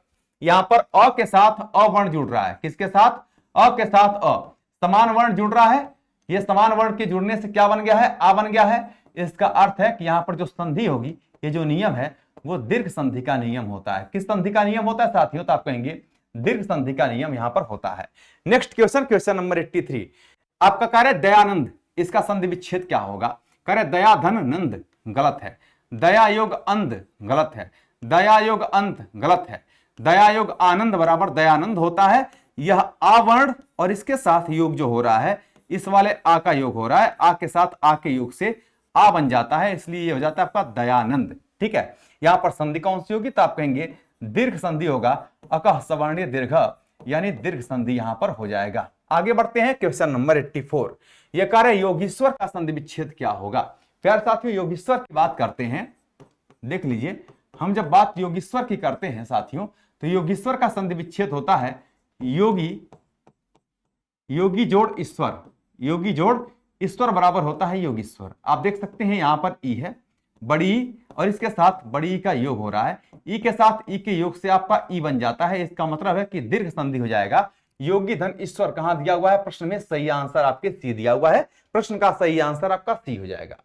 नेक्स्ट क्वेश्चन की बात करेंगे, क्वेश्चन नंबर 85, ये करे नीचे दिए गए शब्द में प्रयुक्त संधि भेद का सही विकल्प कौन सा होगा? अत्यंत। आपको बताए थे ना कि आधे वर्ण के बाद जब य और व आते हैं तो आपका इक्वल यानी संधि होता है, अतियोग अंत होता है, अतियोग अंत हो जाएगा। और अतियोग अंत में आप देखिए दो वर्ण यहां पर ई जुड़ा हुआ है, इसके साथ अ जुड़ा हुआ है। ठीक है, ई के साथ अ, ई का य बन जाएगा। इसका मतलब है कि इको यणची यानी यण संधि का नियम होता है। ये किस संधि का? तो आप कहेंगे यहां पर ये यण संधि का नियम होता है। जरा देखिए कि यहां पर कौन सा दिया हुआ है? यण संधि। प्रश्न का सही आंसर आपका बी हो जाएगा। नेक्स्ट क्वेश्चन, क्वेश्चन नंबर आपका 86 का रहा है, निधन उत्साह बराबर क्या हो जाएगा? साथियों, निह योग उत्साह बराबर होता है निरुत्साह। प्रश्न का सही आंसर आपका सी हो जाएगा। कौन सा होगा? तो सी आंसर आपके यहां पर करेक्ट हो जाएंगे। आगे बढ़ते हैं साथियों, क्वेश्चन नंबर 87, ये सब आसान आसान प्रश्न है।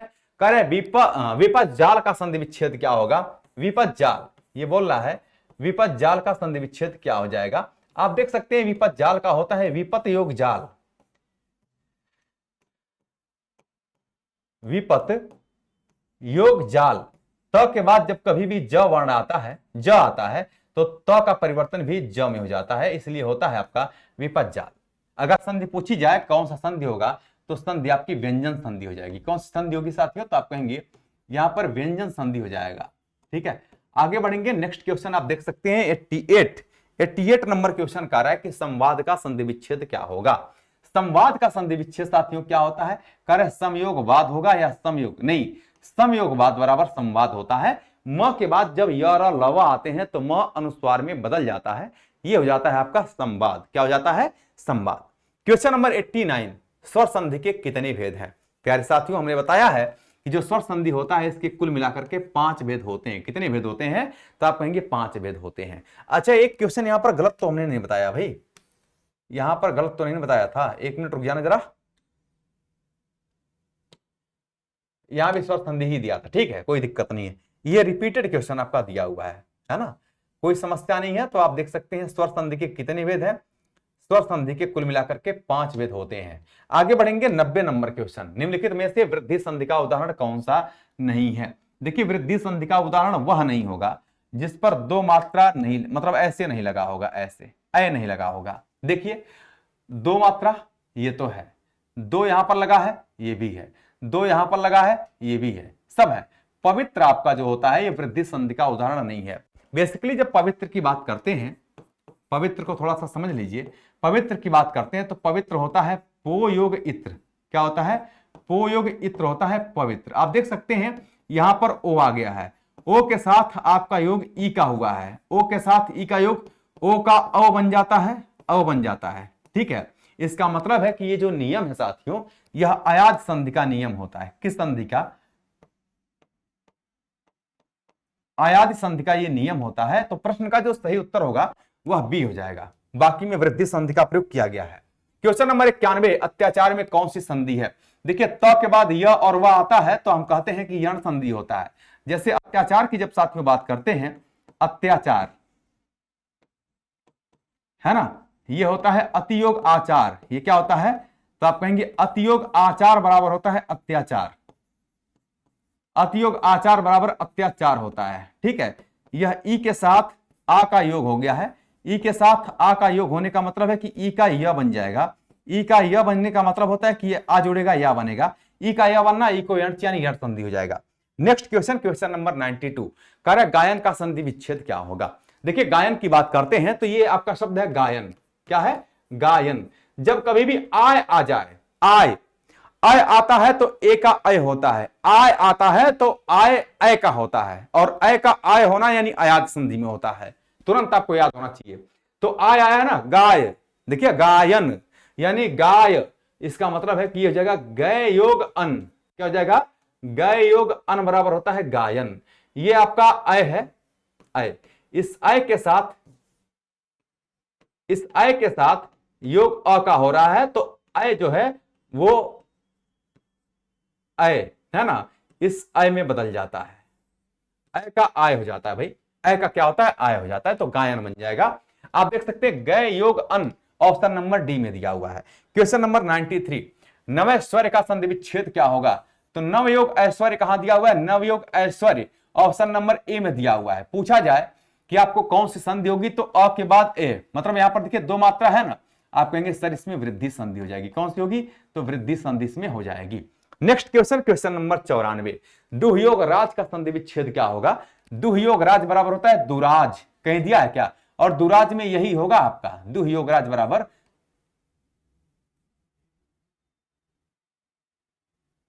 ठीक है, दुराज हो जाएगा। Option number A correct. Question number 95, ये कह रहा है यदि ए ओ ए ओ, देखिए यह दिया हुआ है जब ए ए ओ के पश्चात कोई भी स्वर हो तो इसके स्थान पर क्रमशः अय अव आय अव हो जाता है। ये कौन सी संधि होती है? यही तो होता है भाई। ए ऐ से शुरुआत है तो आप कहेंगे सर एचो अयवायावह, एचो वायावह हो जाएगा। इसका मतलब है कि ए से शुरुआत है, ये जो सूत्र होता है साथियों, ये होता है अयाद संधि का। किसका होता है? तो आप कहेंगे अयाद। इसलिए मैं कहता हूं कि सूत्रों को याद रखिए, सूत्रों के नियम भी बताए हैं कैसे होता है अयाद संधि। प्रश्न का सही आंसर डी होगा। नेक्स्ट क्वेश्चन, क्वेश्चन नंबर 96, रीति धन अनुसार इसका संधि विच्छेद क्या हो जाएगा, संधि क्या हो जाएगा। आप देख सकते हैं कि ये बोल रहा है कि रीति योग अनुसार, तो आप देखिए कौन से दो वर्ण आपस में मिल रहे हैं। यहां पर देख सकते हैं कि ई है, ई के साथ अ का योग हो रहा है, ई के साथ किसी भी असमान स्वर का योग होगा तो ई का य बन जाना। इसका मतलब है कि ये नियम जो होता है साथियों, ये यण संधि का नियम होता है। यण संधि का नियम होता है, तो ये जगह री और ये आधा त हो जाएगा ना, स्वर निकलेगा, इसके बाद यह हो जाएगा रित्य, और जुड़ने से कोई फर्क नहीं पड़ेगा, नुसार हम लिख देंगे, नुसार, ये होता है रित्य अनुसार। प्रश्न का सही आंसर रित्य अनुसार कहां दिया हुआ है? रित्य अनुसार। प्रश्न का सही आंसर डी होगा। संधि कौन सी? तो आप कहेंगे यण संधि का यहां पर साथियों प्रयोग किया गया है। आगे बढ़ेंगे नेक्स्ट क्वेश्चन, क्वेश्चन नंबर हम लोग 97 देखते हैं। तो कह रहा है अन्विक्षा का संधि विच्छेद क्या होगा। अन्विक्षा, ये न के बाद वह आया हुआ है ना, तो ये भी यण ही संधि है आपका। संधि कौन सी? यण संधि है। देख करके ही आंसर हिट करिए। और यहां पर होता है अनुयोग इच्छा, और इच्छा में हमेशा बड़ी होता है, वैसे भी बड़ी लगा हुआ है, तो अनुयोग इच्छा बराबर अन्विक्षा। देखिए कहां दिया हुआ है? अनुयोग इच्छा। प्रश्न का सही आंसर आपका बी हो जाएगा। अनुयोग इच्छा मत मारना, नहीं तो गलत हो जाएगा, तो अनुयोग इच्छा होगा। क्वेश्चन नंबर 98, अपेक्षते का संधि विच्छेद क्या होगा। तो अपयोग इच्छते, देखिए अपयोग इच्छते दिया हुआ है, प्रश्न का सही आंसर ऑप्शन नंबर बी हो जाएगा आपका। और यहां पर दिया हुआ है साथियों इच्छते में बड़ी हो जाएगा। क्वेश्चन नंबर 98 हो गया है आपका। और 99, अच्छा एक बात और जान लीजिएगा, यहां पर एक चीज थोड़ा सा देखिएगा, ये ई, ये छोटा ई होना चाहिए था भाई, ये मिस्टेक कर दी मैंने, छोटा ई। डी वाला आंसर करेक्ट है, क्षमा चाहता हूं मैं। आगे क्वेश्चन नंबर 99, गुरुवे शब्द का संधि विच्छेद। बार बार बताया हूं कि जो गुरुवे शब्द होता है साथियों, एक दिन मैं यूट्यूब पर भी आपको बताया था, गुरुवे का होता है गुरु योग ए, गुरु योग ए होता है। यहां पर ओ के साथ ए का योग, ओ के साथ ए का योग हो जाएगा, ओ का बन जाएगा अव, क्या बनेगा? अव बन जाएगा। तो यहां पर अयाद संधि होता है इसमें। कौन सी संधि? तो आप कहेंगे अयाद संधि हो जाएगा, ठीक है। गुरु धन ये ऑप्शन नंबर डी में हो जाएगा। और आज की क्लास का और इस सेट का अंतिम क्वेश्चन जो दिया हुआ है, कह रहे सुयोग सुप्ति बराबर क्या हो जाएगा। देखिए सुयोग सुप्ति बराबर होता है सुसुप्ति, सुसुप्ति हो जाता है। ऑप्शन नंबर डी आपका यहां पर करेक्ट होगा। साथियों देख सकते हैं सु है, योग सुप्ति है। देखिए यहां पर होता क्या है ना, यहां पर ऊ स्वर है, ऊ के साथ किसी व्यंजन का योग हो रहा है, यानी स का योग हो रहा है। तो स्वर के साथ व्यंजन का योग, ये जो स होता है ये इस वाले मूर्धन्य स में परिवर्तित हो जाता है। साथियों, इस प्रकार से आज की जो टेस्ट है उसका डिस्कशन हम लोगों ने देख लिया है। 100 आपके क्वेश्चन नंबर 100 हम लोगों ने कर लिया है, यानी 31 नंबर से लेकर के 100 क्वेश्चन तक, यानी कुल मिलाकर के 70 प्रश्नों का हम लोगों ने डिटेल व्याख्या देखा है। तो आज के लिए इतना ही, बहुत बहुत धन्यवाद, थैंक यू वेरी मच।